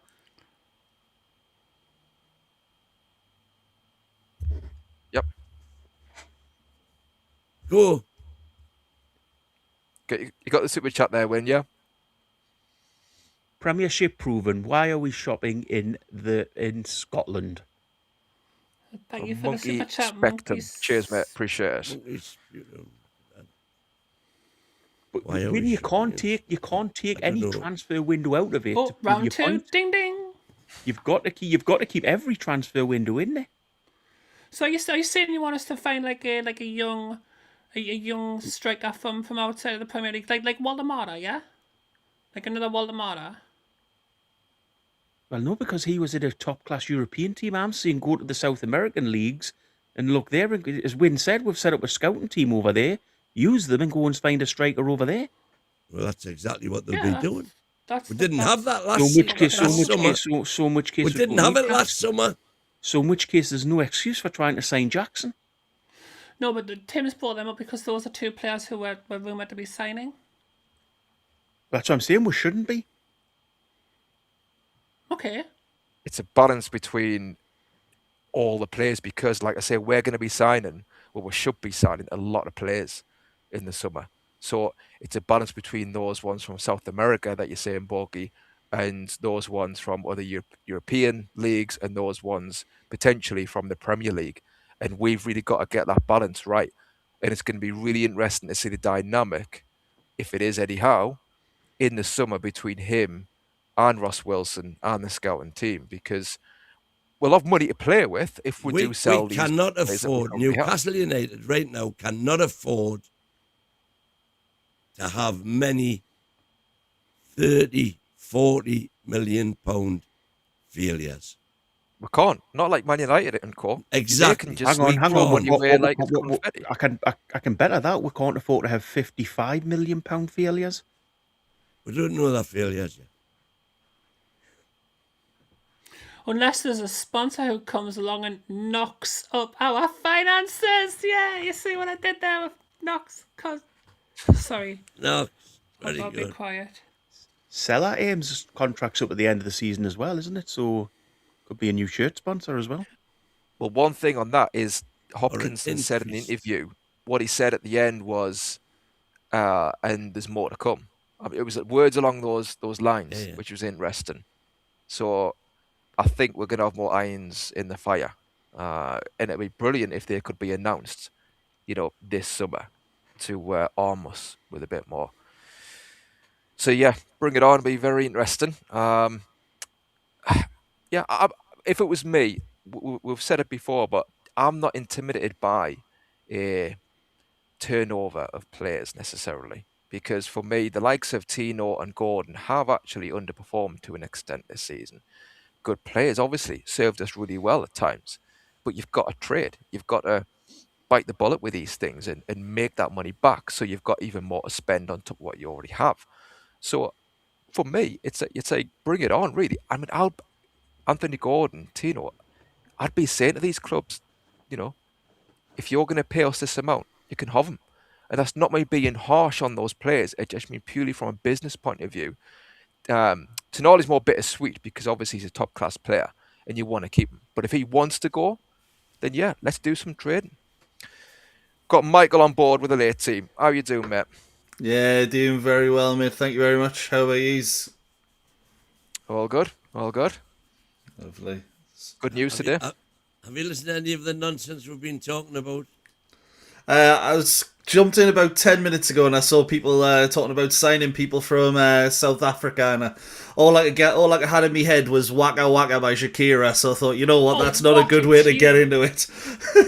What a tune. But other than that, nah, I'll be checking back in tomorrow before I go out, but family stuff coming in, and then obviously prepping for a fantastic late night show. Brill. Obviously, forgot. Are you staying with us, Tim, or are you off? I'm off, Win. You're off, right? And I'm not even sure if I'm supposed to be staying or going. It's There's a entirely question up mark. to you, me dear. I'll let Michael decide since he's the host. I prefer What you then? to stay. And there's also, Yes, I'll stay. if you can hear on radio, we've also got an Ian Mackay in with us as well. How's it going, Ian? Ooh. Well, yeah, no, not bad at all. I did listen to the last 20 minutes of that, waiting to come on. Bulky and Win, it's a bit like watching one of those really, really long Wimbledon rallies, probably a women's Wimbledon rally where it's from the baseline, backwards and forwards and backwards and forwards. Still waiting for one of you to have a killer smash. I just say, define Premiership proven. The fact that you've played in the Premiership does not make you Premiership proven.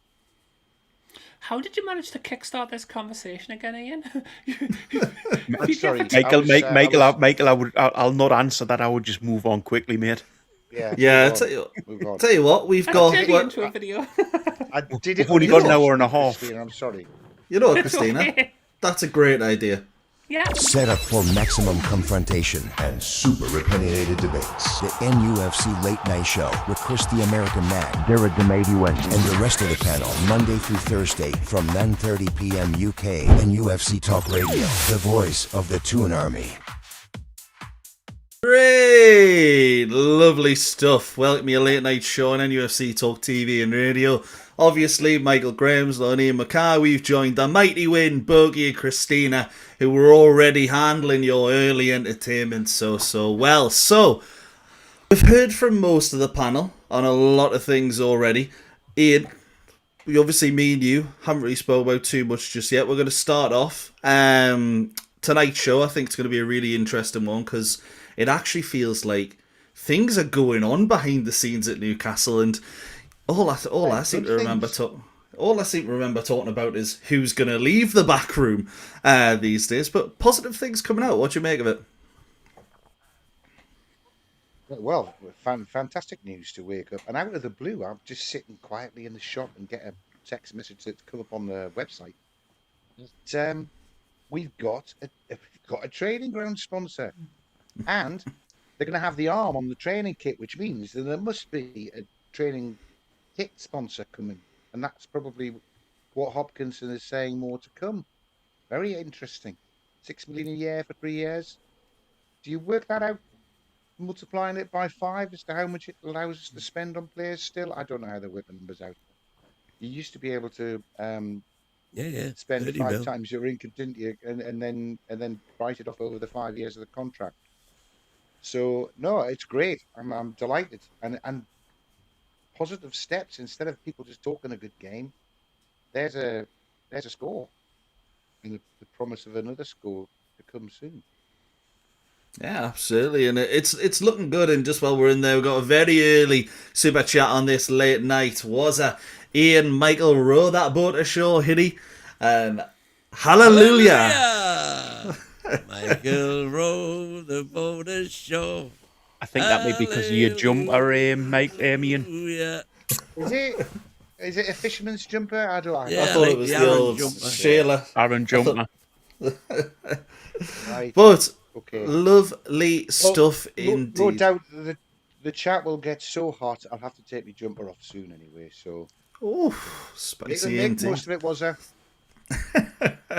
Lovely stuff from the Newcastle perspective. We've got a new commercial deal. The Academy might even be getting a little bit of a makeover in regards to the staff. And there's also apparently a training ground roadmap coming as well. Of course, the positives come with the negatives, and we're going to be talking about them as well. Nick Voltemar has come out swinging after his critics saying that he's in a slump. And, well, to be fair, who we agree with. Maybe we'll talk about that as well. And there's rumours of Jack Ross in the backroom team being picked up by the Scottish FA. I just spoke about backroom changes and how annoying they were. We've got another one potentially, and to be honest, the Scottish FA, that is a massive job for him. But to me, it finally feels like off the pitch we're starting to move like a bigger club. None of this nonsense of, oh, we're going to wait 6 years to do this. Hopkinson's come in fairness to him, and he's made some changes. We're actually starting to move, and we're actually starting to do things. Tina, what do you reckon? Is it positive vibes for you? Oh, absolutely. I mean, this is what we've been crying out for. Everybody's been saying, well, not everybody, but a lot of people have been saying, oh, all of these things about getting sponsors for the training ground and about things moving on in like buying land or looking to build the training ground, and only comes out when we lose a game. Whereas this is coming out in an international break when there's no need to distract us from anything that is or is not happening on the pitch. And yeah, I mean, getting any sort of extra income in has to be a good thing. If there's potential for more of that, which if you listen to Hopkinson, he did kind of suggest that there's more still to come, which you've just mentioned. And yeah, I mean, it's really good to see us moving, because I think a lot of people, kind of reading between the lines of some of the things that I've read from people, or some of the things I've heard people say, I think there was a bit of a growing concern. And even I, the little Miss Positive here, was starting to get a little bit concerned of, do the owners really care about us still? Do they want us to do anything? And now that we're seeing things moving in the right direction, there is things going on that we're not seeing. There is things being planned. There is movement in the right direction. The trajectory that we're trying to go as a football club, as a club on the whole, not just the team, is certainly looking bright right now, in my opinion. Yeah, absolutely. I completely agree. And Bogey, there's a lot of negatives around the club right now, but do you think this is one of the more positive things and maybe a sign of things to come? Certainly positive in regards to what we've been saying. Why haven't they done this for seasons now? Got some money in from sponsorship. The one thing I would say is, though, everything's been talked about money coming in. There's still no spades in the ground for the new training ground. There's still no spades in the ground for the new stadium. All the news is about money coming into the club, but there's not much being said about what we're actually spending in regards to progressing as a club. So yes, it's great news looking at it in regards to commercial-wise and things like that for Newcastle United, but really we need to start seeing other things happening. Again, Tina said there was no need for them to release this week. I think there's maybe still a little bit of a hangover from what happened in the derby. So I think there was need to put positive news out. So again, as soon as things start going wrong, where all of a sudden positive news comes out from the club. But again, there's no real talk about development of the club. This is stuff that's positive for the club in regards to finance, but not positive in regards to actually the long-term future of sort of the club's infrastructure. Yeah, you're right on the spades on the ground. Let's be honest, nothing much has been done. We've obviously had the renovations of the current training ground. This sponsorship being a 3-year thing, it's hearsay, but you could imply that shows that something's going to be done then. But again, it's all stuff that could happen in the future, and you're completely right. We're not seeing enough, really, of spades in the ground, things actually being done right now. How do you feel about it all, Win? Do you think it's a long time coming? I think Ian wanted to come in. I think you wanted to come in. Because I would... I'm pushing in, Win, sorry, because no problem. You're saying there's not spades in the ground. I think when they've sold St James's Park to this company that isn't Newcastle United, that was essential to set that company up and move that lease into that company, because that company, off-balance sheet company, will be the property owner, the builder. It will include all of the debt that might otherwise knacker us somehow. The interest on the loans that might come in and hit our profits will be in a different company. So I think all of that is the precursor to being able to get something going on the big new training ground. In the interim, they are apparently, these renovations they're doing, it's an extra 50% to the footprint, and they're spending £30 million on improving the Knox, So I would argue that they would say they're doing absolutely as much as they possibly can at the moment, given they're going to have to go through all of the rigmarole of buying the land and applying for planning permission and all the rest of it before they can put any spades in the ground. So, Borky, I hear you, but relax, mate. It'll all be in hand. But Ian, just coming back beyond that, we're 4.5, 5 years into this project now. Oh, I agree. I agree. Why entirely. hasn't They this should have done happened it already? because they've not had someone like Hopkinson in charge until when was that? Start of the year or October? I think he's the man who's got in and galvanised it. That, you know, to be fair, probably should have been Darren Eales that was driving it, and he was an ill man, and then he was on leave, Yeah. and then there was nobody in post. So I think there are delays from that. But I mean, as I say, I'm positive because Hopkinson's come in and things are starting to happen. He's been there, what, 6 months? 8 months? The first 4 of which was just his review of what the hell was going on. So if everything else is actually kicked off in 2026, then I think he's doing quite well. He's achieving stuff. We're only just at the end of the first quarter. And I hope he can be. I can hope that he can keep working as quickly as that, because then we will see a transformation. He's been talking about it's been competing right at the top in 4 years' time, and it sounds like pie in the sky when you've sat and waited for 5 years for them to even come to a decision about how we're going to have more fans in to watch. But you know, maybe he's an achiever. He ticks things off quickly. So I'm encouraged by it all. Anyway, I'm very encouraged by it, and Bogey yet again pouring cold water on things. He's not. He's Why has it taken 5 years? The reason it's taken 5 years is because PIF took the club over thinking they would be able to come in and do a Chelsea, a Man City, and then the Premier League went, whoa, pulled the rug from under their feet and said, no, introduce brand new rules to prevent them doing what they wanted to do. Not only that, when PIF looked at Newcastle United as a project, and if you're an executive halfway around the world looking at St James's Park and you can see a lovely bit of land there next door to it, you can see we can go and buy that, no problem. I'm pretty sure PIF had no idea at all about the planning implications around St James's Park. Which Win, can I just quickly pick you up on that? Who did PIF buy Newcastle with? Which of their investors were in there? The Rubens brothers, who know absolutely everything about planning permission in Newcastle. So what you're talking there is tosh. They knew everything about. They would have explained all of this to PIF before they signed up. Hang on, what do the Reuben brothers own? Well, they own Gosforth Park. More than me. Exactly. They were hoping that would be where the new stadium would be. But they would have explained to PIF about planning permission and things in Newcastle. So sitting there saying PIF had no idea about planning permission is a load of rubbish. The Rubens brothers would have explained that to them in this instance because they're massive investors in the Newcastle area. They don't just own Gosforth Park, they own a lot of land around Newcastle. If I'm one of the Reuben brothers, I'm keeping my mouth shut about that.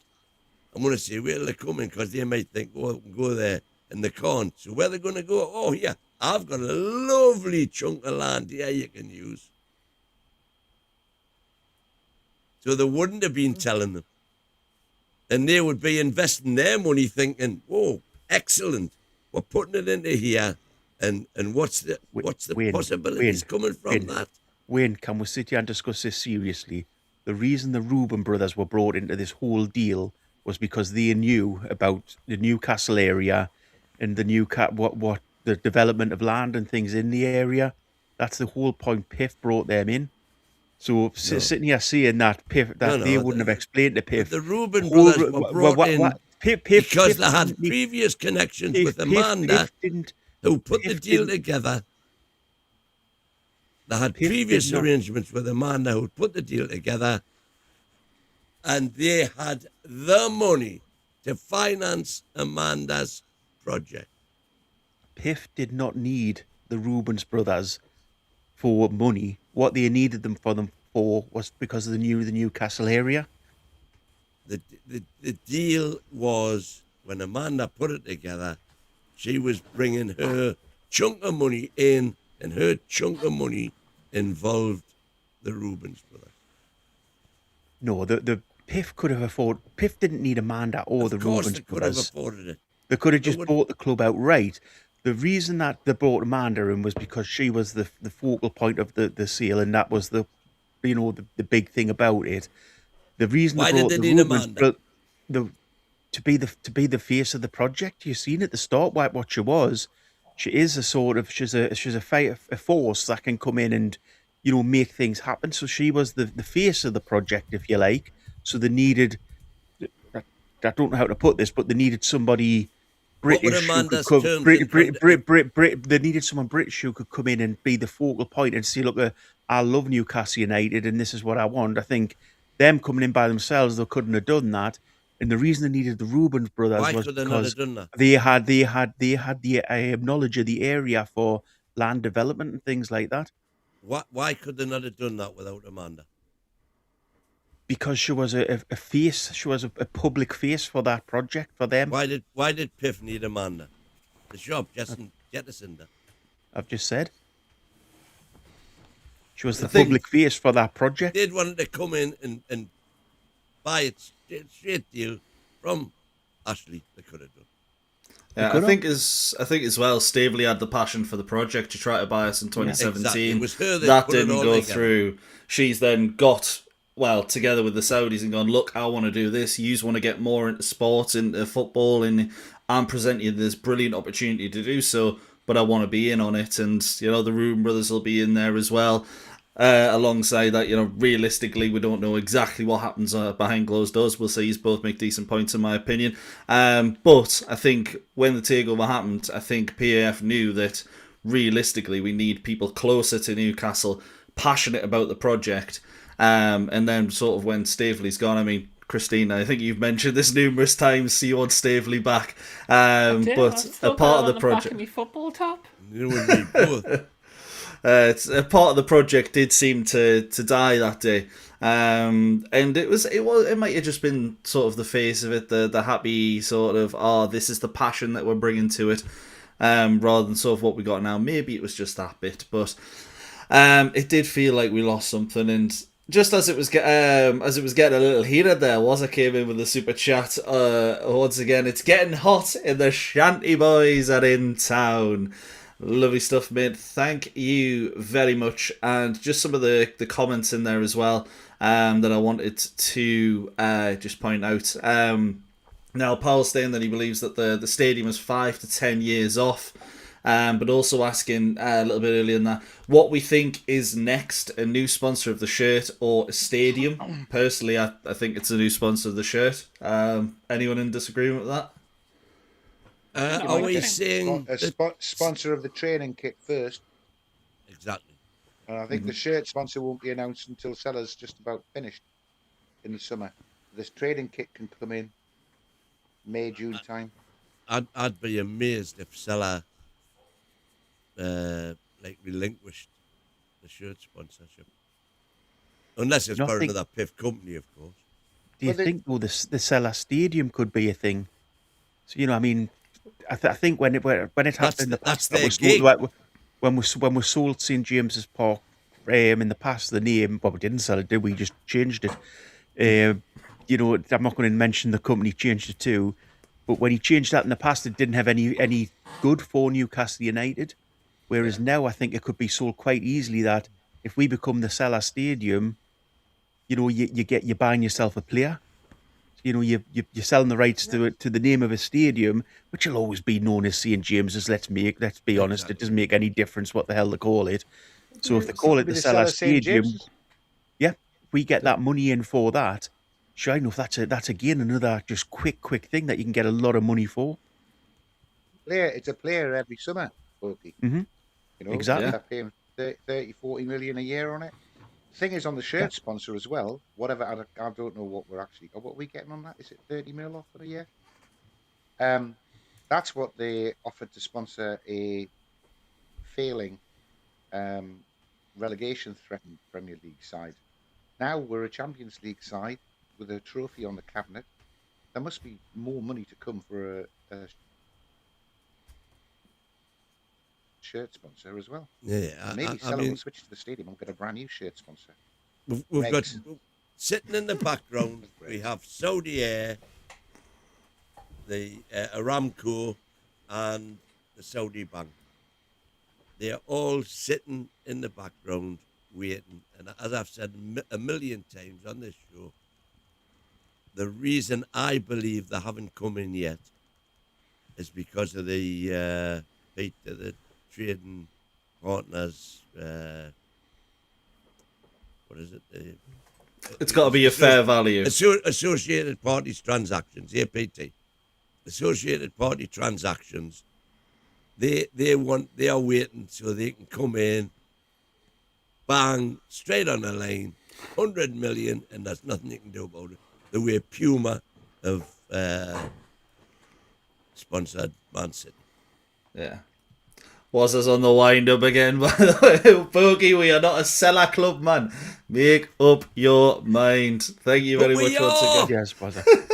Do you know what annoys me? I was don't have sat to here for say. 10 minutes trying to think of a joke exactly like that, but I couldn't think of how to word it in a way that made sense, and then Waz's came in and stole it from right under my nose. And we'll just say as well, Ian's disassociated himself will win by taking the jumper off. So that they I don't put mention mine anymore. on to I be get in too hot. solidarity with him. I did appreciate the gesture, Win, but I'm too hot, mate. There's nothing personal on it. I'll be It's doing the heat same from very this- shortly. The heat from this conversation, and I think I'm sitting too close to my computer. Ooh. Right, so if it blows The up. beauty about that is you're sitting close to your mic as well. Hey! But yes, what we've been talking about, for those that don't know, I haven't actually said it, believe it or not, in the 20 minutes. But Newcastle United have signed a multi-year partnership with Knox Hydration. Yep, that exact one that you know about. From July 1st, Darsley Park don't will be Knox named it. the Knox. Hey, it's a hard Knox life. But listen, it's a very good point you make, Michael, because how many people before this morning had heard of Knox Hydration? I hadn't, I will say. I certainly hadn't, and on half. And Are they now that have. south? Who had heard of Cellar? No. It's quite a nice. It's quite a nice brand because they call themselves. I think Hopkinson used the term in business speak that we are both challenger brands. We are challenging in the Premier League. Knox are challenging the norm for hydration.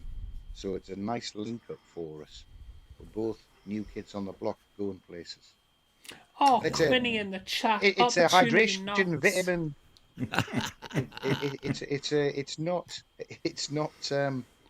It's not a gambling company. It's not a bloody payday loan company. It's a lovely sporting wellness health product that's sponsoring us, which has got to be good. Yeah, I just took a look at it there, actually. So apparently they've got shops set up in South Africa and Australia. You'd think maybe because they're with Newcastle United now, maybe they're looking at the launching in the UK as well, and we're going to be a big part of that maybe. So maybe there'll be a Knox near you somewhere. Well, but for now, they aren't. I don't even think they ship out to the UK, so that's an interesting one. I might be wrong, but The only energy drink I'll be drinking going forward, I can tell you that much. oh, no Carabao. As long as both companies don't end up like Bob Dylan and end up knocking on heaven's door, we should be fine.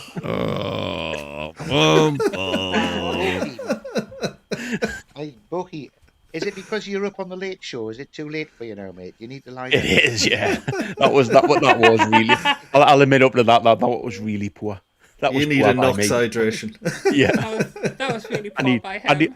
I need knocked out. Hey! There's there Gaz in the chat there as well, one that tickled me. Fort Knox is the new stadium name. That would actually be brilliant. And That's then that's only who can keep winning there for the 90 minutes. Oh! Shots fired! oh, but another one in there from War Captain Bruno as well. Back on what we've just been saying, to be fair, I hadn't heard of them, so it's going to be great advertising for them, and it links to sports fitness, so it is great. And yeah, Ian, you're absolutely right. One of the things that's going to be going out of football in the upcoming years is those gambling sponsorships. So you see BetMGM, for example, in the ground.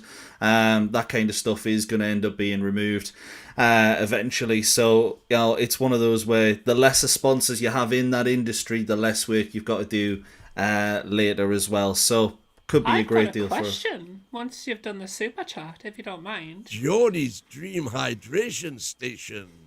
Lifesaver, in my opinion, said, was that? Get what I said. You're going to be on the Knox instead of the Guinness from now on, was that?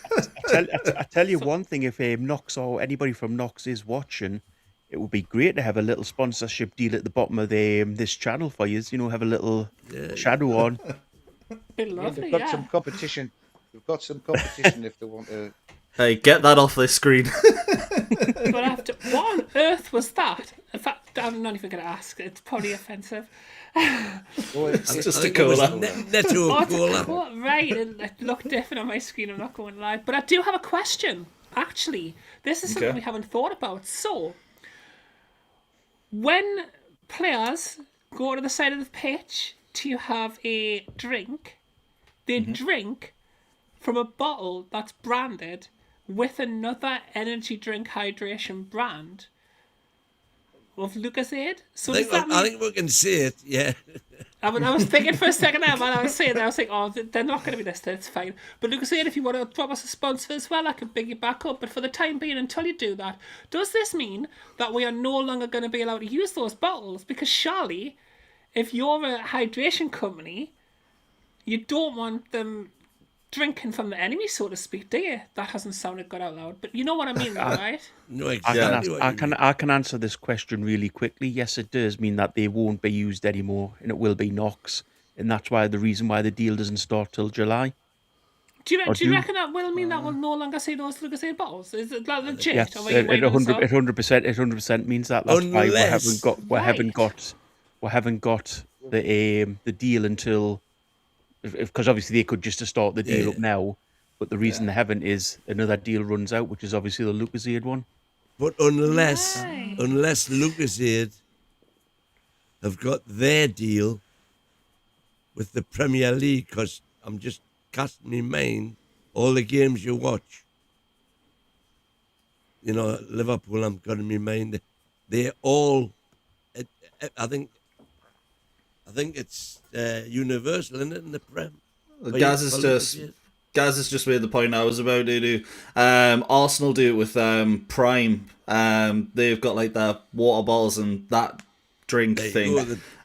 So they all drink out of those bottles. Any day.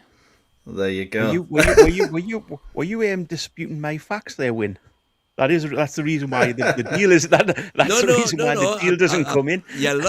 For a change, your logic was impeccable, but I just wondered whether maybe Lucozade, because you see it so often everywhere, it might have been the deal with the Prem as opposed to individual clubs. Well, it might be that if Lucozade is a Premier League deal, we'll have to stick with Lucozade on match day, but Knox are the training ground sponsors and the hydration people for the training ground, so that we'll be drinking Knox when we're training. Unless you want a great long. But anyway, Lucozade's a Newcastle brand. You can print Lucozade, but we've filled it up with Knox. Invented in Newcastle. Yeah, invented in Baker, Lucozade. I did not know that. Wow. Well, if you go to any pub and bike and you ask for a Lucozade, they give you it free, Tina. Really? For real? April the 1st was yesterday, but it was the first thing I was told when I worked at the High Main. Just if someone comes in, ask for a Lucozade, you got to go and get it. All right. Hi, I didn't know that. I could have been having free Lucozade all this time. Anyways. Don't even have to flirt with randoms to get that free drink. Love it. But, Knox. Aye, that's what we're talking about. It was. Using my magic. Lucozade does not currently have a league-wide sponsorship deal with the Premier League as of 2026. Whilst they were the official energy drink supplier from 1992 until 2012, they now hold direct partnerships with individual clubs such as Man City, Liverpool, and Newcastle United. What have I just told him? And that comes to an end in July, and that's why we'll go with a new company. Try it again. Say it again. Then one in there as well. Just are we not sponsored by Monster Energy 2? I think that's one that runs out this year as well, because that was it was Red Bull that replaced Monster, wasn't it? Yeah, they go around the hoardings. Yeah, so that would have been a 2-year deal, probably replacing a 2-year deal. And as Boki says, they'll end up running out very, very soon. But yeah, just one of those. Shirt sponsors for the ladies, by the way, I believe. Oh. I didn't know. Bogi, what was that?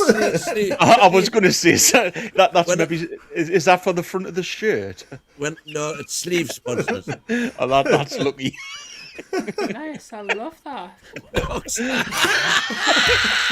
Wait, I think I've missed something here. It took me a sec to click like. Somebody send us in the chat so I understand what everyone's laughing at. I feel like I'm missing Knickers. Right. Knox Tina on the front of the Knox on your chest. Yeah. So, right, okay, I get. Oh, wow, the half crown's drop. No, to be fair, that's a proper immature boy thing to laugh at. Like, I mean, come on. Even now that I get it, I'm not thinking it's half as funny as you lot did. I was just nearly fell out of his chair. I just wondered what those other 3 lads who had such ridiculous grins on their faces for, and missed something. As you were saying, I've missed something here. I'm going, me too. Yeah. They don't worry, Ian. I'm the one who's always sitting you let us sheltered life for you.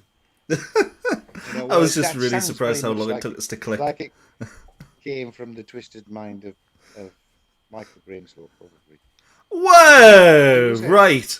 Shots fired. Bogi! Bogi's grinning. No, hey, it was nothing to do with me. Like he's dropped as a silent but yeah, okay.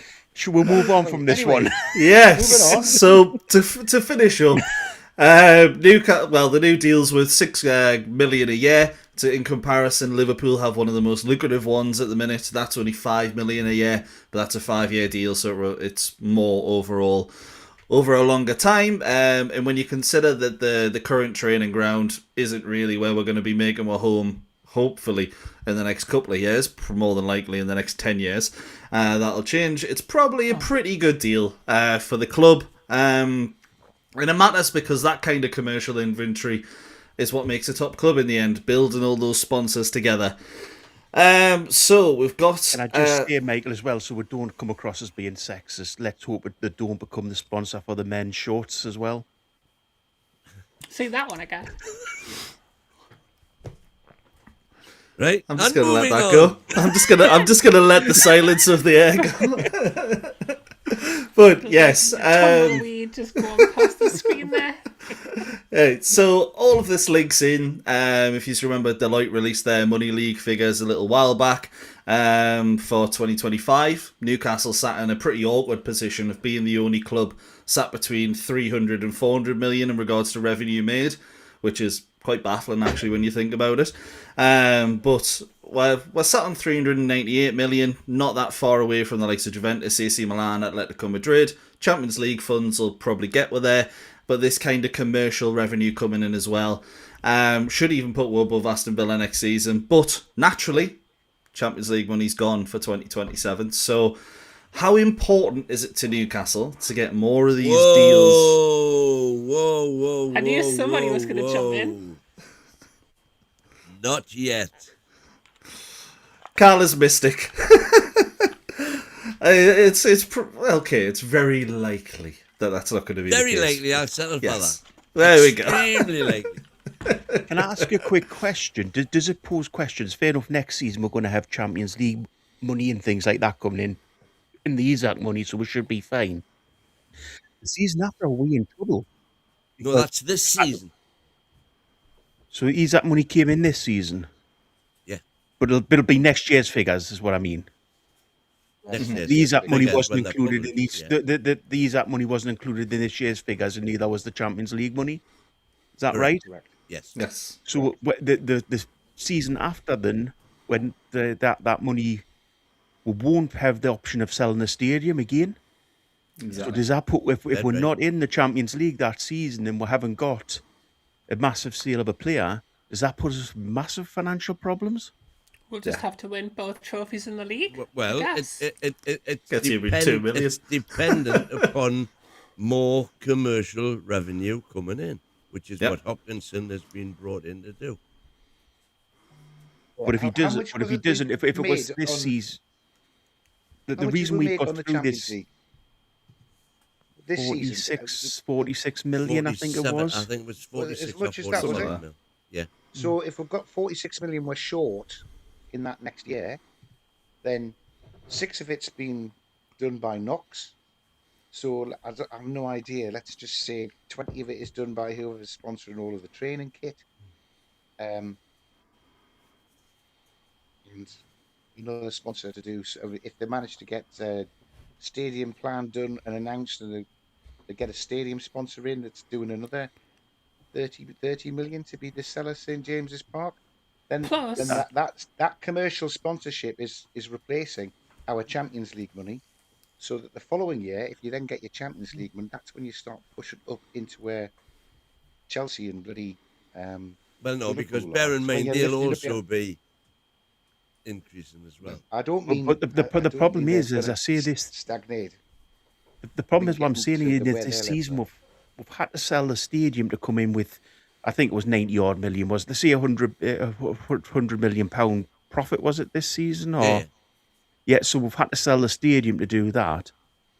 We haven't got that option moving forward. So if things don't go right, which it doesn't look, as Win says, we could still get Champions League, I still could marry Kerry Brook at some point, that would be perfect.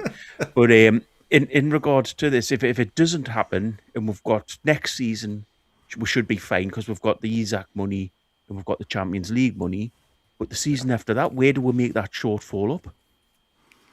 Well, that's what Ian's just been saying.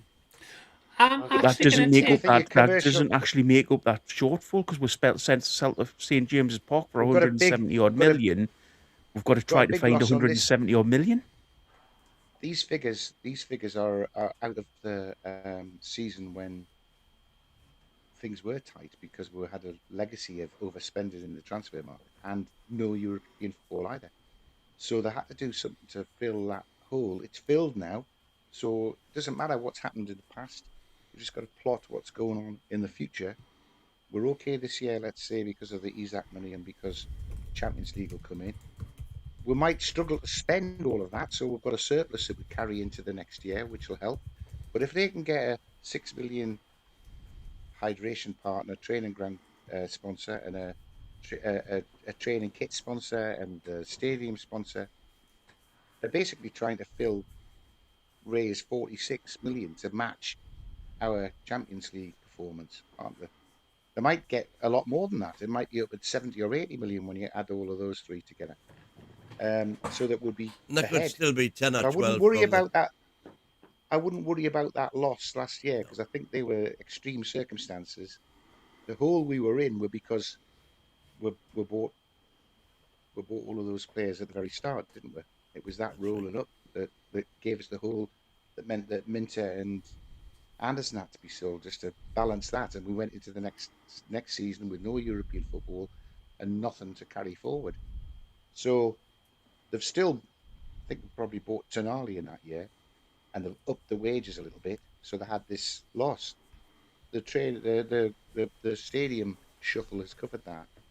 So we need a commercial sponsorship in to not spend how we've been spending and creating another big chunk of loss that we've got to cover. Yeah, absolutely. There's been plenty of misfiring Was I transfers saying from Bogey's last summer that worrying? we can get some cash in for. Bogey's afraid we are losing assets. Why? Don't worry, man. You've got to worry. No, the only asset I don't want to lose is you, mate. You're the biggest asset of this channel. Oh, That's the nicest thing I've ever heard Bogey say, by the way. that is done, the Wazza. only nice thing I've ever heard Boki say. And I've been on about 175 shows with him, so He's being nice and you still fire shots, Christina. I see how it is. no, to be fair, did you see how dirty he did me at the end of yesterday's show? So there's still ammunition payback that's needed for that. But do not worry, Boki, because I have a master plan, which is I have bought a bunch of Newcastle United merchandise, which I am going to take on my holiday to expand the brand worldwide. Smart. That's all we need. There we go. I mean, I'm only going to Berwick, but I mean, it's still something, isn't it? Hey, Let's get an move on from academy site. let's move on from what the actual merchandise is as well. Right. So, speaking of...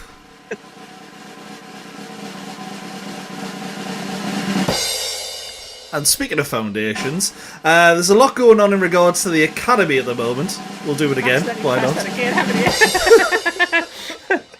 Hey, I didn't press it. But there's a lot going on in regards to the academy at the moment. And we're speaking of those foundations that we're going to need. 2027 we're talking about.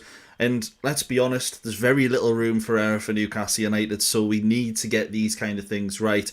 And looking at improving the academy, there's all the news coming out that we're going to players in South America for a change. We've brought in some new scouts to help us over there. Wynn gets the name absolutely spot on, and I forget it every 10 seconds, to be honest, because it's a long name and I'm not very good at remembering things. But there are also 4 brand new academy roles which have just come Thomas out. Federspiel.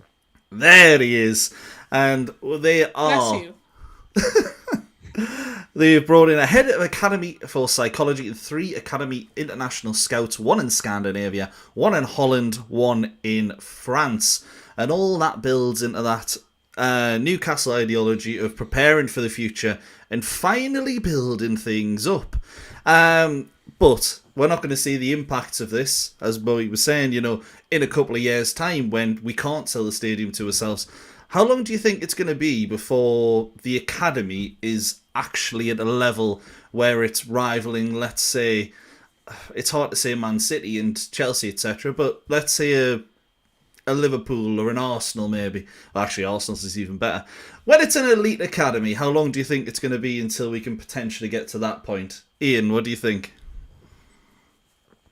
Oh, that is when you're recruiting them at 16 out of South America, then maybe we should see some returns on it fairly quickly, 2 or 3 years.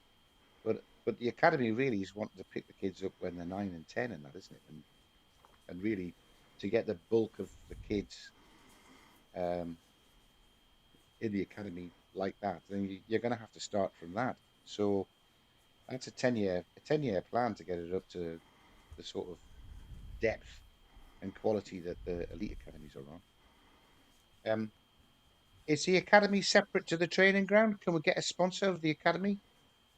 Sure we can. I'm sure we could figure it out.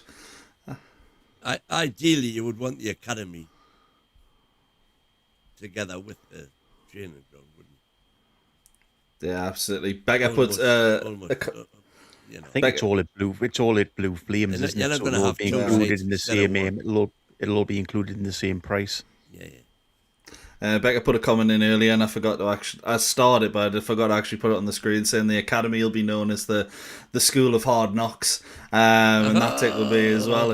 Yeah, it's all of these things from our sponsors. Yeah, if you need people to think about your ideas, yeah.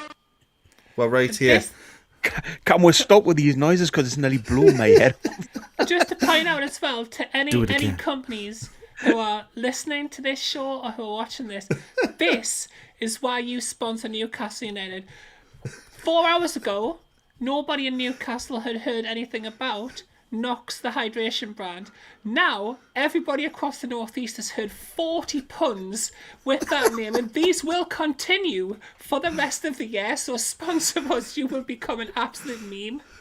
I don't know. I think I've already run out. And I would probably go further and say not just the northeast. And this is the point with the Premier League. You're not just talking about the northeast. You're talking about nationally and internationally. Like No, absolutely. There's another super chat from Was as well. Was us on fire tonight? Was it coming in? Thanks, Bogey, baby. You've melted my chocolate buttons, bud. And we're not going to go into what that could possibly mean, but the ones he bought from Asda. But Ian's gave us 10 years there for how long it might take for us to start seeing these changes from the academy working out for us. Win, what do you think? Is it going to take that long for the academy to for Newcastle to see the results of their actions now with the academy, or do you think it could be shorter? I think, as he put his finger on it, I think it could take longer. Than you said before, we're at the level of Man City and Chelsea, for example. That's going to be 15 years, not 10 years. Potentially, yeah. As Ian says, It's got under sevens. And the thing is, they've got to get every intake every year right. There'll be some years where, And it very much everywhere. depends upon success on the pitch. Yeah. Because that is definitely going to influence who you can attract into those various our age under groups. 15s. Our under 15s won that Yay! international tournament against some pretty big names. Big So names. that's gotta be good. Dortmund, PSG, Chelsea and Man City will be on the way. Yeah. So the under 15s are looking good, it would appear. Is that surprising? Because the under 15s now were like 10 when the project started. And this obviously were invested, the footballers, so they'd be interested in football. They would be invested in what Newcastle did then, and of course avoid relegation, Champions League, Cup final, and what we've done since. So of course we've got at now under 15s, we've got young'uns who've seen the progress that we've made and who've invested into it, and that's why we've now got an under 15 team, it would appear, who can compete with the best. Power to their elbow. Hang on to them. Yeah. Hope we hang on to them. In regard to this, I we're talking if the structure of the club stays the same, how long will it take? Yeah, let's say that. So it'll never ever happen because Eddie Howe will never ever develop young players. We've seen it so far. He will not bring young players through. What he'll do is, as players will begin to get to the end of the contract, he'll sign them up for longer term contracts, keep them on the bench, use them as the makeshift piece of players, and then the youth never ever gets a chance. To have a youth team and to have a youth system, you've got to have a manager that's willing to use it. And I mean, Wynn's sitting there yawning against Karabag. Why didn't he use two of the young defenders? Why didn't he at least just give them a chance? Fair enough, sitting yawn.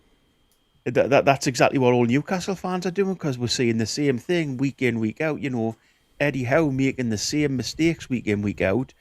I didn't want to bring this on Eddie Howe, but because Wynn started yawning, I will. Oh, you didn't want to So bring it on. in regards to this, we'll never ever develop youth players unless you have a coach there that's willing to do it. No. Can I just point or out? perhaps unless you've got a director of football in place who's a decent director of football. Could I just point out? Hang on. What point does that make? The director of football Never should mind. never be picking the first team. Sorry, Tina. No, but he might be moving away from the manager who won't pick any of the youth to play in the first team. Well, that's perfect if he moves away from him and gets somebody There else. you go. We've got it out. Finally. Yeah. Right, move Go on on. then, Tina. I was just going to point out, as a Newcastle United fan, I have not been bored in the slightest of qualifying for Champions League, getting to the last 16 of the Champions League and winning our first trophy in my lifetime. So I'm not sure if other Newcastle United fans have been bored over the last 5 years, but this has been the most exciting time of my experience in life of being a football fan, personally. But yeah. I think Borky meant frustrated rather than bored, because we've seen Sean Neve on the bench 15 times and he's played 6 minutes. We've seen get his name right, Shahar, is it? Shahar. On the bench 10 times and we haven't seen him yet. But did we see him for seconds? To be fair, that's what it is. It's a frustration that these guys seem to have got just there on the cusp, and even on the softest and deadest of games, they can't get on and give them 10, 15 minutes. The yawning was nothing to do with that. The yawning to do with Bogey's insistence on bringing Eddie Howe and his feelings into every single conversation. I didn't bring his feelings into it this season. What I brought into it was the fact that he wouldn't play youth players. So what I was saying, the point I was making wasn't around Eddie Howe's feelings this season, but I'm glad that you're beginning to pick up on those. But the point I was making was around the fact that doesn't matter which youth players we bring in, he never gives them a chance. He never plays the youth players. But if they're better than the youth players we've got now, Bogey, the gift that keeps on giving, said Ask 10-14. Can I just to put some context on our youth players not getting a chance, and I'm not using this to knock them at all, and I know that, I would like to see Eddie Howe give more youth a chance, and definitely that Carabag game I think is a prime example of a game that we should have done that in. But do you know which team Sean Neve, Alex Murphy and Leo Shahar mostly play for? Certainly not Newcastle. They do play for a Newcastle side. Do you know which one? Under 21s, I'm guessing. Do you know where they are in their league this season? Tina, how many games have these lads played for the under 21s this season? Quite a few. Not really. Many You look at it because they've been on the bench because they've been in the first team squad. I'm sure Wynn can find the stats. Well, I can, but all I would say is that Shahar... So Wynn's found the stats and he doesn't want to talk about them. Shahar, Murphy and Neve were not part of an under-15 side that beat Wynn, how many Dortmund, Chelsea and Man City. So the young players coming through are going to be better than Neve, Murphy and Shahar. But just to answer Tina's question there, how many games have those lads played for the under-21s this season between them? Because Neve's been bagging goals for them, to be fair, so he must have played a few games. I know. Because that's why I was so excited. Not many, because what you tend to find is the under-21s play too close a game to the main team for them to play. So they'll be on the bench. Interesting start to look at. But again, I mean, I would like to see those players given a chance. But in regards to Michael's original question about how long it'll take until we start seeing the development of this, I mean, if our under-15s team is really good, and we're currently recruiting now for players who would probably join them in the next level by the time they become reserve team or under 21 team players. The couple of players that we're signing from the American continent will also be joining them. So in looking at it like that, I would say when we're going to start seeing the fruits of the youth academy is probably potentially going to be a little bit quicker than everybody thinks. I would probably put it at 5 to 6 years. Right. So the answer to the question is Sean Neve. Sean Neve has played 12 times. Shahar's played 9 times, and Murphy's played 6 times. That's not very many times. Which would be pretty my much point. Because they're playing in the games where they don't clash with the first team. Because they're in the first team squad. So you're talking about the under 21s not being good enough. It's because 3 of the players potentially were in our squad. So why bring them players? You've got 2 options with that. Why bring them players up if you're not going to play them, and disturb the under 21 squad, or you give them a chance in the Premier League squad, so that they're getting that experience. We did neither. Basically, we brought them up to sit on the bench, so we've potentially damaged those lads' progression. I think you'll find Leo Shahar played 5 minutes this season. But no. But what I'm saying is, you've potentially damaged. Team. We've damaged those lads. Well, you can keep interrupting, but we've damaged those lads' progression. Oh, Bobby, calm down, man. Well, no. We've damaged those lads' progression because they haven't been either playing at the level that they should be playing, or given a chance at the next level up. So Eddie Howe's not developing these players, is the point I'm making, and that proves it 100%. Of course, it's back to Eddie. Of course, it is. All I would say is we've got to have players on the bench.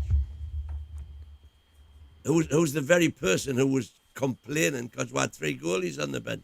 Why not put one of the young kids on the bench? But then against Karabakh, why not bring those young players on and give them a chance, give them a proper chance? I think we've all agreed that Karabakh should have... We've been through it all again, man. Keep the run going. Win what run we've been on this season? We've not been on a run. We've been crap all season. We'll beat Tottenham, Chelsea away, and Karabakh away. That constitutes a bit of a run to me with our away. Hell of a run. But then, if you're that many points, you're that many goals ahead against and Karabakh. Villa, by the way, in the cup. With that many points, with that many goals ahead against Karabakh, why not bring those young lads on earlier? We're damaging their careers basically at the minute. Because at the time, we changed the formation, and we were trying to keep that formation going, which is exactly what he did. But you can play that formation. I'm not saying I agree with it. I'm not. Players. But I'm saying you can keep that formation going, but play those players, give them a chance. I think we do overstate what other teams do in regards to their youth as well. Like, Connor sent me over a stat just before there, and we've had more minutes played from our players in our academy, and I will say, I do believe most of them are Lewis Miley, if not all of them, but we've had more than Villa, Forest, Sunderland, Everton, Spurs, Leeds, Bournemouth, Brentford, Burnley. Don't be wrong, there's still teams above us that you'd sit there and go, well, they shouldn't be. And the number is as measly as 1,136, while Chelsea and Man City both have over 5,000, but we know their academies are fantastic. There is something to be said in both camps. The under-21s, in my opinion, aren't good enough. But, there have been games this season where even me sitting there and going, I don't think they're good enough. I do think they should have featured, and we should have put them in at some point, just because of how strapped we were at times. Playing 3 games a week constantly, and yeah, it's even a bit more than rotation, because you've got players who coming in doing 2-3 games, doing 1 game a week, and still not really doing that much, and all the injuries that we had. You were sort of looking at these younger players, and when you're completely right, you do need to have players on the bench. That's why these young lads are in there. So you have to bring an extra striker. You're not ending up with, I don't know, Nelly said, why did I say Javi Banquillo? Emil Kraft playing right mid or something like that. Wow, shots fired at poor Emil Kraft there. I was thinking right backs. But sorry for trying to be entertaining while you were talking there, Michael. I hope you don't get angry also. Oh no, I'm furious, but I'll hold it in. All right, thank you. Oh, you interrupt me anytime.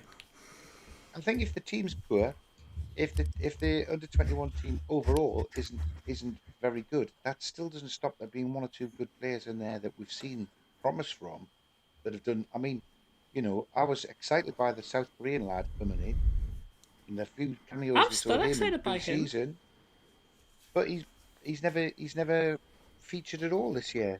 Now I know that protect him. He's 19 though. He got injured as well, by the way. Did he? But he's 19, so it's not like he's a kid. He's the same age as Miley, isn't he? Anyway, I agree with Bucky. It's not. I can't remember what word you said, but I think you meant frustrated. I'm frustrated not to see these lads when they've been on the periphery for so long. I mean, why do they keep being picked as subs if they're never going to come on? That's Yeah, try and I some mean, different subs. Do we all agree, though, that it is potentially damaging these lads' career in that they're not getting the under-21s football that they should, and they're not getting any chance in the first team either? So I think basically they're training not with the playing first proper football. teams. I think training with the first team and playing with the first team is obviously really, really helpful to them. I think if that happens over a full season, like we probably have seen with Sean Neve, I think that's when it becomes potentially detrimental. But I think for the likes of Anthony Munda, who has come in for a couple of games and done it, Aiden Harris, who's come in for a lot more than most others, but start training element and getting up that standard, playing around that standard will be helping them. But as you say, if you do it for a full season, it is going to end up being a detriment because no full-time game, so you're not going to get match fit, and there's nothing like playing an actual game. But Woz has got a super chat in there. Who's in charge of youth and youth recruitments? Well, recruitment and in charge of youth are two different things. I think that's Stephen Taylor, man. Harps. Steve Harper. Yes, Steve Harper is in charge of the academy overall. But the players that are brought in is all down to the scouting staff, and there you are. they're the same scouting staff that would do the first team that work on the youth team as well, then. Or is it like two separate departments? Indeed. Okay. Well, I'm pretty sure there will be a designated youth sort of head guy or whatever, but I don't know off the top of my head who that is. Since you accidentally mentioned Stephen Taylor, I don't think we can let any time that Stephen Taylor's name gets mentioned go by without bringing up that fantastic save he pulled off. Then he noticed the referee had seen him, so he clutched his ribs and rolled around like a WWE wrestler for 3 minutes, realised he hadn't sold it, and then just got, fair play, ref. I'll walk off. It says a lot when that's your most notable moment in a Newcastle shirt. I mean, to be fair... My memory of Stephen Taylor, I remember that much later in his career, his Achilles went. But Achilles is a strange thing. When your Achilles snaps, you don't really feel any pain because there's no nerves in it. And so his Achilles goes, you see his foot dangling at the end, but he's still trying to run. He fell over, of course. It was awful. I was in the Gallagher end for that. Horrible. Yeah. He had promise, I thought. Did that bring things down? I didn't mean to. It's all right. It's cringe, I'm not going to lie. Like, But just a question in there. It's funny how everybody thinks of Steve. Sorry, mate. I'm just going to say with Stephen Taylor. I just think it's strange how everybody thinks of him being a local lad. He's not really. He was born in London. Yeah, just because he came Is he through really? the academy. I genuinely, this day, until this second, thought he was a Geordie. But it's a bit like Stevie Harper. Stevie Harper was a Mackham.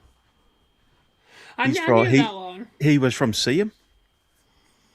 And he grew up with Mackham and then turned over to Newcastle when he came into the team. If I ever see him again. And why ever not? I think Taylor was raised in Whitley Bay, wasn't he?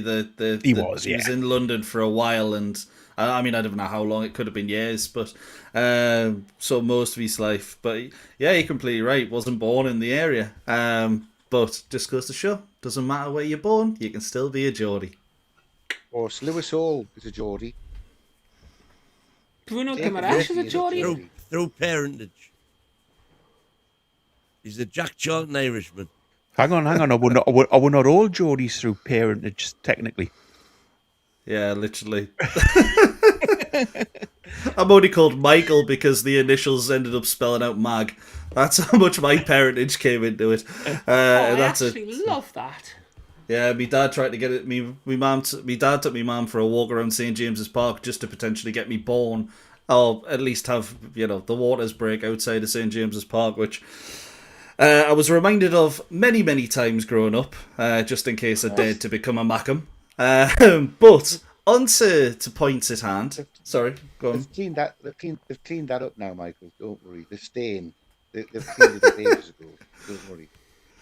Just still, I'm just worried about it because you never know who was there. But yeah, we got a question in from the chat.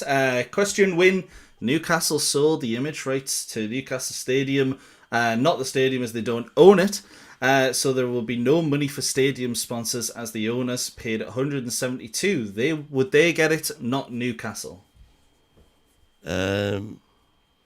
Theoretically, yes. In terms of they own what we sold was the structure, the buildings, the stands, the corporate facilities, everything that goes with it. And it'll all be down to the fine print in the thing. But it's irrelevant. Whoever gets it. Can I put this into easy talk? Basically, Newcastle flogged the stadium to themselves. They're leasing it back now, and the lease back will include a clause saying any sponsorship that's in the stadium goes to Newcastle United. Exactly. It'll all be easy as that. Print. So it's as easy as that. We did actually sell the stadium. Well, he says we didn't, but we did sell the stadium. The only thing Newcastle don't own is the footprint of land, which we have a 99 year. Well, we had a 99 year expires in whenever 2072 or something. Fair play. I picked that out because I didn't know either, to be honest. I wasn't sure how it would work. And one thing that we're kind of sure on how it's going to work now is Nick Voltemade in midfield, and he's come out. And he's this is going to divide, I think, our audience a little bit because he's come out swinging. He's pushing back on the narrative that he's in a slump, saying, it bothers me if someone claims I'm in a slump. I'd argue this person doesn't watch many Newcastle games. And to be fair, we've been losing a lot, so I can't blame him. But he also adds that, while he is scoring fewer goals right now, he should be judged on different things, such as winning ground duels and securing the space he's getting when he's playing in midfield. Which is fascinating because he seems to be seeing himself a little bit more as a midfielder. I was seeing some people saying that the whole quote could be meant as a dig at Eddie Howe. But Christina, what do you make on what Voltemade has been saying in the press? Do you think it's frustration on how he's been played, or do you think it's frustration that people aren't understanding his role at Newcastle now? I think it's the latter. I think it's frustration on the part of people calling him a flop or saying that he's not done well this season and mentioning his lack of goals, or maybe, the question marks that are flying around about, if we don't play him up front, he's going to want to leave. Why would he want to play in midfield? And I think he's just that statement to me sounds like he's a bit more committed to Newcastle regardless of which position he plays, than a lot of people might give him credit for. Another interesting question, though, would be if he did end up, and I don't want him to actually transition into a full midfielder like Joe Linton did, but would he be the world's tallest ever midfielder? I've not known many 6'7" midfielders. I've known tall strikers, I've known tall defenders, I've known tall goalkeepers, but centre midfielders over 6'5"?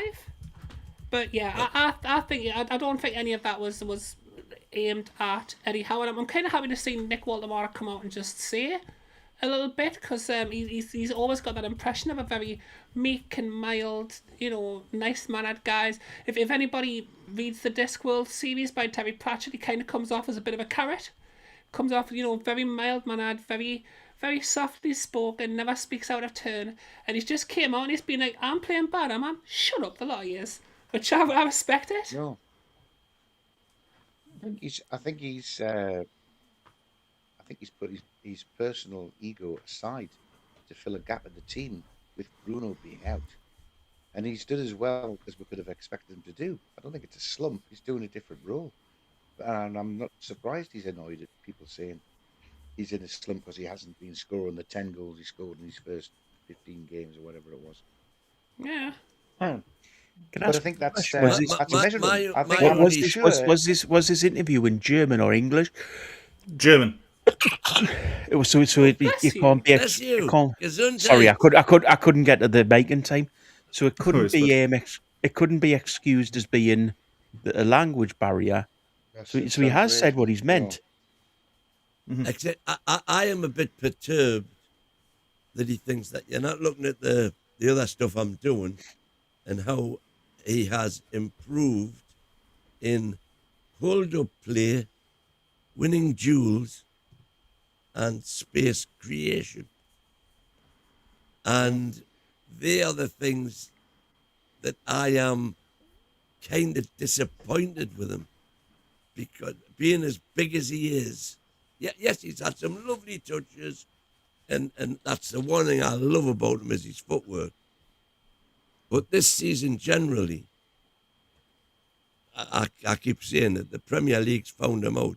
He isn't, at the minute, sufficiently robust to handle the challenges you get in the Prem. So if he thinks that what he's been doing is, in his words, successful, then I think he needs to maybe have another look.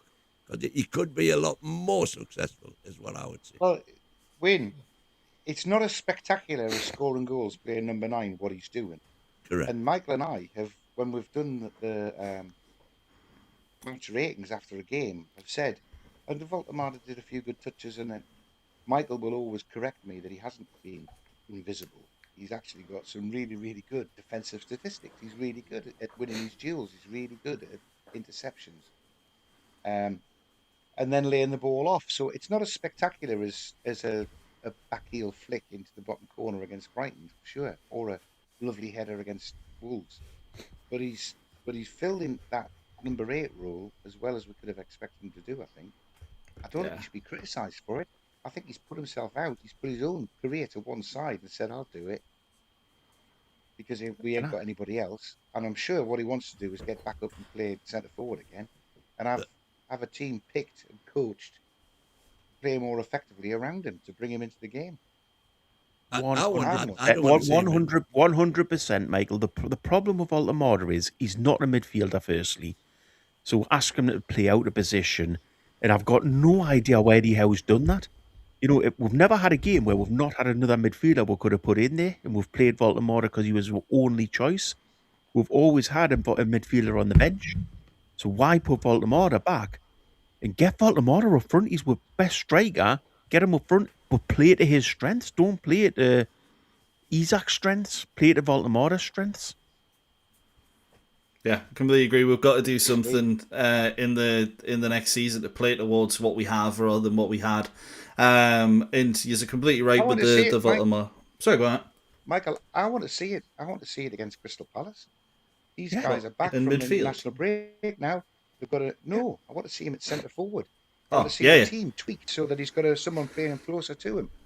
They're coached. They've got 10 days coaching before the Crystal Palace game.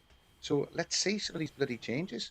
I don't want Gordon down at centre forward and Voldemort being crowbarred into number 8. He won't be because Bruno's back and Miley's back, so he won't get a game. We'll just not bloody play him if we don't play him at centre forward. And that's ridiculous because he's such a talent. Absolutely, exactly. I think we can all say at this point that the likelihood of what will happen against Crystal Palace is Gordon will play up front. Yep. And that's absolutely ridiculous when you've got a striker of Voldemort's strength on the bench. I think Howe's got a bit of a problem because I think he's made a rod for his own back by persisting with Gordon up front. I don't mind. Gordon's done well when he's played up front until he gets a low block to play against, which he looks a little bit lost against. But now, if there were signs that Gordon fancies himself as a number 9 now, they've not got a space to play Voldemort, and that's ridiculous. Yeah, I think just with that, there are games where I do think playing Gordon up front is a really good idea. Crystal Palace, even if it's away, is one which is more tailor-made for Nick Voldemort. We are going to have a bit more of the ball. We are going to be a little bit further up the pitch. Gordon, when you're playing the likes of Arsenal, Liverpool, and you sat a little bit deeper and you need players on the break, that's the game where you look at it and go, okay, maybe we'll play a little bit more like we did when we had Isak, and Anthony Gordon can fill that role a little bit better. But I completely agree when it comes to Crystal Palace, who are a good team still. I'm not discrediting that, but we're going to have a bit more of the ball, certainly than what we did against Barcelona, etc. That's the kind of game you stick Nick Voltemade back up front, start him up there again, because you got Bruno and Miley potentially coming back in that midfield as well. Let's reset things, go back to basics on that front, and get Voltemade scoring goals again, because Wissa ain't going to do it. Osula ain't going to do it very regularly, unfortunately. And Gordon, his best position's on the left, so play players in their natural positions for the last 7 games, and I think we'll be all right. Can we just say as well that they've got 2 guys in here that have been saying all season that the problem is that Eddie Howe's not had time with players on the pitch, he's not had training time. There's absolutely no excuses against Crystal Palace. Is that right, winning, Christina? If we don't win against them, Excuse me, when have I said disgusting. But I'm saying you've been quite positive this season. So when have I said what you've just said that I said? in regards to this, if they don't beat Crystal Palace this season, it's not acceptable. Is that I'm not having you answer the question there. What would be correct to say is who's actually said that, rather than continuously trying to involve me in your little digs when I've never said anything like you're saying. I'm saying being little digs, but I'm saying you've been positive this season. I'm always positive. I'm a positive person. Well, that's it. So I'm saying there's no. But if we go out against Crystal Palace and we don't beat them, there's no excuse. Is that fair enough to say? So you're saying it should be a given that we go to Crystal Palace and beat them? Well, from what you guys have said all season in regards to, the fact that the problem's been that we haven't had time to train. He's got a lot of training time with him this week. He can set that team up perfectly. He hasn't got him this week. Well, he has. The roll back from international duty. When did I say this? The roll back from international duty. He's got fit players. So come on. And the question is... when are they actually back? Well, they should be back now. Yeah, Bruno's back in Newcastle at the minute. All players are back, so he's got a full week with them. So just asking you guys, and take out whatever I've said. I'm sorry if I've offended anybody by the point that I made there, but no, it's just you're always trying to make a gotcha point against me when you then say things that I've never said, and it's just a little bit ridiculous. Fair enough. That's fair enough. I apologise. In regards to this, though, but we can all admit there's no excuse this week that he hasn't had the training time. He hasn't had the time to get the team ready. I'd agree. He's had the same amount of time as Glasner.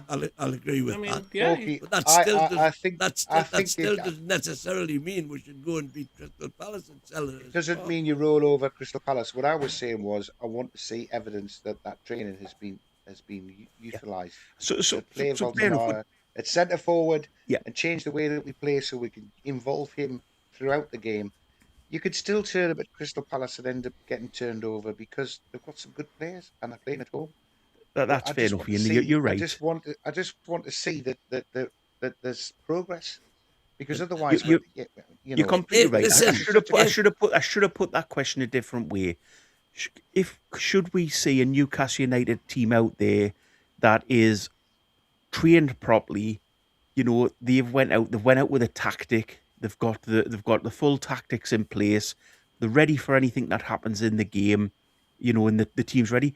Fair enough. The game could go against us. So saying we'll win. I apologise. That was the wrong way to word it.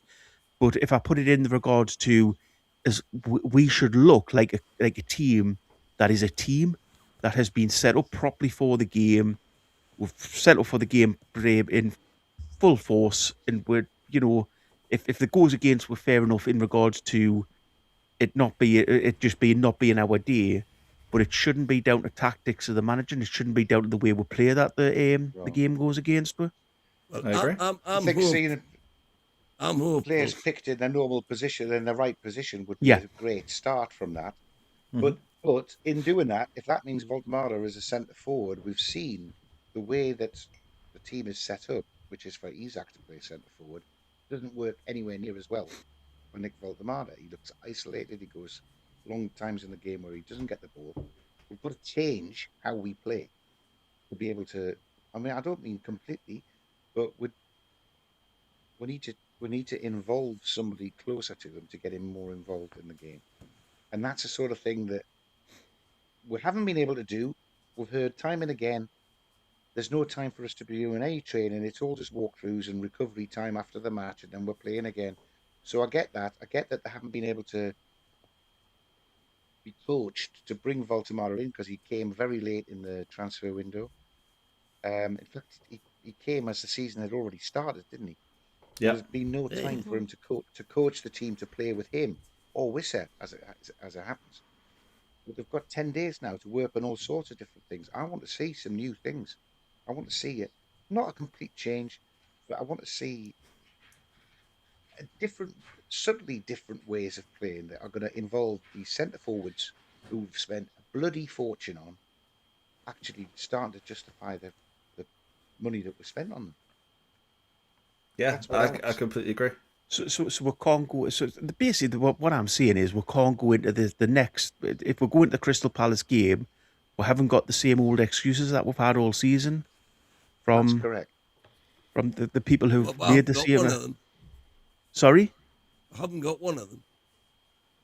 No, but what excuse would you have for the Crystal Palace game that if we don't put in a performance? We're working on the assumption that Bruno and Mailey are going to be fit. That's the first one. Right, but even if they're not fit, the Crystal Palace will have players who aren't fit. Even if they're not, we can play the players in the positions that they're accustomed to playing in, rather than try and put so many. What was the game where Gordon was centre forward, Voltemara was in midfield, and Joe Linton started on the left? When was that? Wasn't long ago. Was that Brentford? Was a really dreadful game. Or was it when we were 2 behind against Everton or something like that? It was one of those games, when they changed it, suddenly we looked a lot better. This is just like I don't know. It's too late in the season for it to be experimentation, and we have seen that each is of those my players. point. That's my point. But you would expect a better performance if part of the reason, which to be fair, Eddie Howe himself has said part of the reason for some of the lackluster performances that we might have seen this season has been because he's not really had the time with the players on the training field. You would expect to see a more ready Newcastle United, especially the players who weren't away on international duty. Now, the players who were away on international duty, that's a slightly different thing, but a lot of those players are players who were already solidified in, having spent longer than a few months at the club. So you would think with the time that we've had on the training ground, the extra time, and the fact that we just don't have an extra game every week at the moment, you would expect to see an upturn in performance over the next 7 games, 100%. And there are a number of excuses that aren't available now. Yeah. You guys know how many points we from these same fixtures last... Sorry, go on, Ian. Yeah. All I was going to say, Brokey, was as well as there being no as there being able to train, that's one excuse that's been used. Gone. Fatigue, it's gone. They've all had 3 weeks off virtually. I know the international players haven't, but they'll have had a full 10 days off. Injuries, yes. I mean, he was talking about Miley, Shah, and Bruno coming back for this Crystal Palace game. Hopefully, there's nobody had any setbacks on that. So a lot of the excuses which is what we've lapped up and accepted, subpar performances again and again and again and again, they're just not prevalent now. So there can't be any excuse. I agree with you, Bookie. There should be no excuse for there to be any subpar performances. And let's face it, after that Sunderland game, they must be desperate to go put that right. If they've got anything about it. You'd pray. The only bad thing is that the first time this season we've had a chance to give players a rest and get on the training field is the one time we've had half our team called up for the England squad. Like, what's up with that? All the times to decide, oh yeah, I want all of these Newcastle players. Why now? Just leave us alone and let's get on with our thing. But hang on, that's still not an excuse. I'm not using it as an excuse, but the players have beat. Well, it is a fact, but I'm saying it's not an excuse. The players have been. Nobody's saying it's an excuse, Bogey. Well, what's the point then if that you were making? So do you just want me to say nothing? Well, no, I'm answering the point that you've made. But what do you want us to do if you? Do you understand what we do on this channel? We talk to entertain people who are watching us. Do you get that? So the point back to you is those players have been back now since the Japan game. So they have had time off, and they will have time at the training ground. When was the Japan game? It's not an excuse saying that this break hasn't been long enough. It has been. Because pick up your phone and Google search observational humour. Because that's all I need you to do. Because we're fielding the FA Cup, we're not in the FA Cup now, so we've got the weekend off. So that's given an extra week. So the players have got time to recover. The players have got time off. The players have got time to train with Eddie Howe. You know, there's no excuses next week. There's absolutely none. Which we've just said. We've got 1 week to integrate. You're talking about integrating Baltimore into a brand new system. Hang on.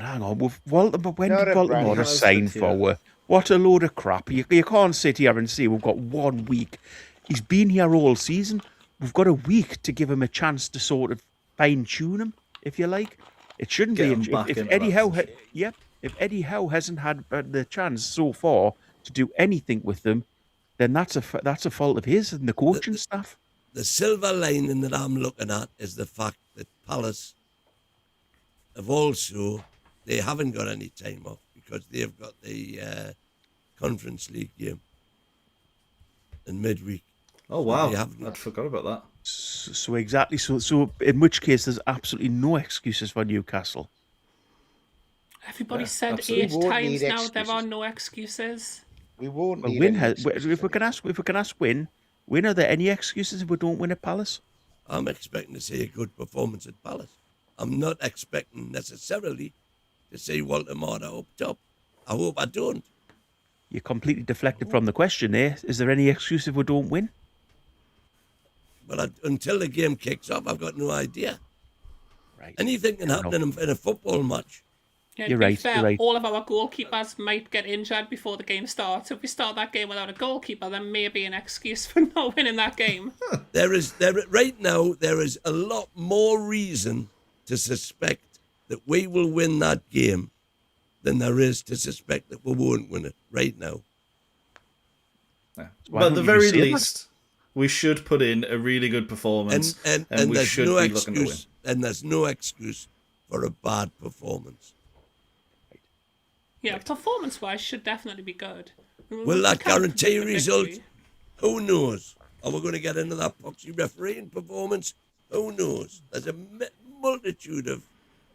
I can feel excuses coming on already. No, I mean, if... Oh, okay. There's no excuses.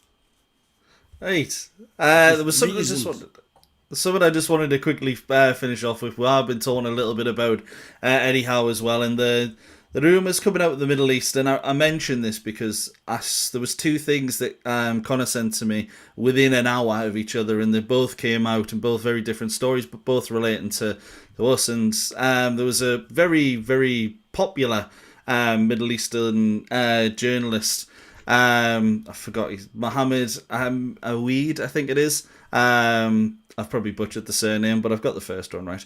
And basically, people came out and said that talk has come back in the last few hours about Eddie Howe's future. There's near confirmation that he will depart, and then within about half an hour, Marca in Italy, and I don't put too much into what they say, but the timing was what interested me the most. Was basically coming out and saying that former Chelsea manager Enzo Maresca would be the target if Newcastle failed to reach Europe and subsequently let Eddie Howe go. Now, how would you feel about Enzo Maresca potentially next season? Because out of big names, it's kind of one that I'm not too happy with. Bogey, you're the one that is all for that new manager. How would you feel about Maresca? Because I also saw you bigging up Southgate earlier. To be honest, I've never heard of the guy. I don't watch any European football. So Maresca, Chelsea man. He was the Chelsea manager. I know he was a Chelsea manager, but I'm saying I've never watched Leicester European. Before that. Yeah, I've never watched the games that he's played when he was in Europe. let's finish my point. I've never watched the games he played when he was a European manager, and to be honest, I never really watched him when he was a Premier League manager, so I cannot really make a comment on him. I don't know much about him. Well, they played crap against us, I'll tell you that. But Christina, what are you thinking? Maresca? I mean, he's got some great. I mean, I'm not sure what European experience he's got, to be fair, but I know he was the assistant manager at Manchester City, I think, and I know he managed for Leicester, and he managed at Chelsea. And at Chelsea, I mean, he seemed pretty good. He seemed to have a lot of the players on his side. I know he had a bit of a falling out with the board, and that was the only reason that he was replaced by, and I quote, wasn't he himself, the world's greatest coach. Which Karma 2.0. Sure, there's opinions about that out there somewhere, but yeah, I mean, he's an experienced manager. He's not too experienced that he's now over the hill. He's worked with some top managers in the past. I get that he doesn't like make people super excited because you're looking for a name of somebody who's won trophies, I would assume. But how many of those managers are we genuinely going to attract? Or people have talked about names that are world-class players from history, which I get the appeal of that, but Maresca's worked with top players and has a lot of experience. I don't see any reason why he wouldn't be able to do a job at Newcastle. Yeah, there's always the potential there. Christina, one season at Chelsea and he won the Europe conference and the World Club Championship. And the World Club. They're world champions. So he did all right in that first season. I think he was quite good, actually, when Chelsea came to Newcastle, got absolutely stuffed in the first half. We were winning 2-0. And he did a little tactical tweak. And in the end, we were probably quite pleased to get away with a 2-2 draw. It's true. A little tweak and changed it around and out-tactic Eddie at St. James's Park. Mind you, they should have given a penalty away, shouldn't they? That Chalobah thing. Honestly, I'm surprised he wasn't put in jail for that tackle. And they didn't even give us a penalty for it. But no, he came back from 2 down at St. James's Park, which is all right. Yeah, not Championship bad. when he was at Leicester. I wouldn't They did mind nearly it, bottle that, though. I don't think he'd be expensive. And to be fair, though, look at everything that Arteta's bottled, and he's still a good manager, isn't he? So yeah, true. The reason is well documented for my reluctance to jettison Eddie Howe is partly because of who do we bring in.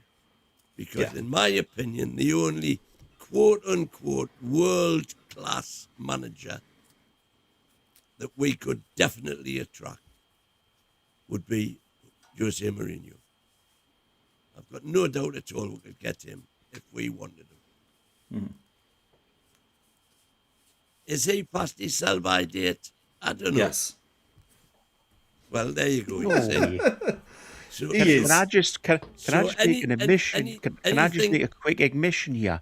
I didn't believe Maresca was the same guy. I thought he was the Parma manager, and I didn't realize he was the same guy that had been at Chelsea and Leicester. Fair. Yeah, he was terrible at Parma. He was absolutely awful. I was thinking, what the hell are you talking about here? I didn't realize he was the same guy. Sorry, that's fair though.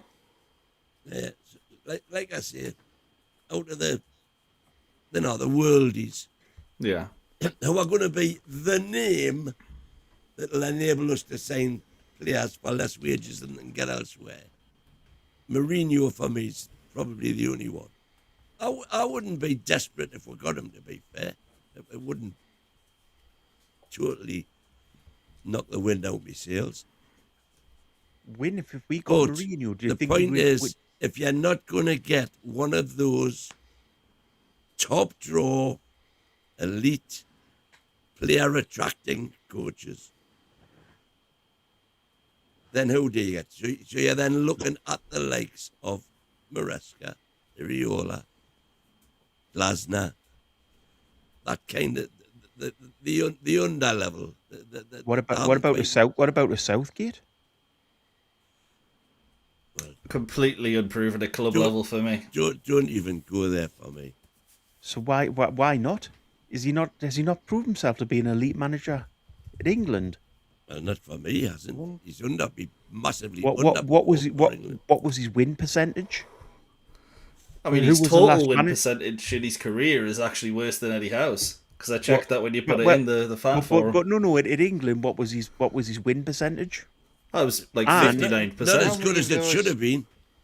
And who's the only manager that got England to a major tournament final in the last God knows how many years? Oh yeah, don't be wrong. The And- achievements for and- me are Yeah, decent. because and- England, and who's England got- who- managers who's- have all been who's- crap. Who's been the biggest? Who's the biggest name manager around the world? Eddie Howe or Southgate? I mean, it is Southgate because of the achievement at England, 100%. But for me, I need some. If I'm going to replace Eddie Howe, I need someone in who's proven at that club level. And the only history we have of that was Borough, where he was terrible. So that's what puts me off Southgate personally. We do have one good thing, though. I've been crying out for number 6 to get brought in all season, and if Southgate comes in, he will 100% find the rock that Calvin Phillips is hiding under at the moment and bring him into Newcastle's midfield, won't he?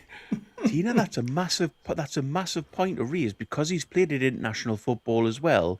He's not He's managed international football. He's not adverse to making changes. He's not averse to making changes to that squad.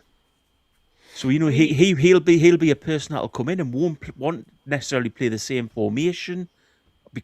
And the other thing is as well with you guys, the point we've made all season is Eddie Howe doesn't have enough time on the training pitch. Southgate only had them players for a couple of weeks. Yeah, he's used to not having the time. He's got a full squad of elite players. Hang on, Yeah, you've called international football. Now you're pulling it back and saying they're all elite players. Also, England's certainly on a called team out of elite international players. football? Bogey, did you watch Me? Did you watch Southgate as England manager? Yeah. So do you remember the meme about we need to be cautious on why you wouldn't change and bring certain players into the team? But do you remember Do you- when he do you did remember change the that? team? Do you remember when he has changed the team up? Not massively. To be fair, he's done better than what Tommy Tuchel will do in this summer. And I mean, I'm you telling say you that Tommy Tuchel might go in the World Cup now, mate. Now that you've said that, Well, I hope he does. you'll go on his interview and be like, "How's that, Michael? How'd you like them eggs?" He'd be all up in your face. Hey, if he is, I'll accept it if it means we win a World Cup. But that is all for your late night show. We're going a little bit over, but when the debates are so passionate, I ain't going to stop them anytime, even when I'm told to. But this time, we've let it go. And we've talked about quite a lot today, actually. We talked about the Knox deal, the headroom, Voltamada, Eddie Howe's come in there. And you'll get this every single day of the week. Just because this is over now doesn't mean members aren't going to get a fantastic show with Win and Chris tomorrow night, and even some more over the weekend as well. So, good night, have a good Easter, and from all of us, Keep howay faith the lads. And howay the lads. Happy Easter, everyone. Indeed, happy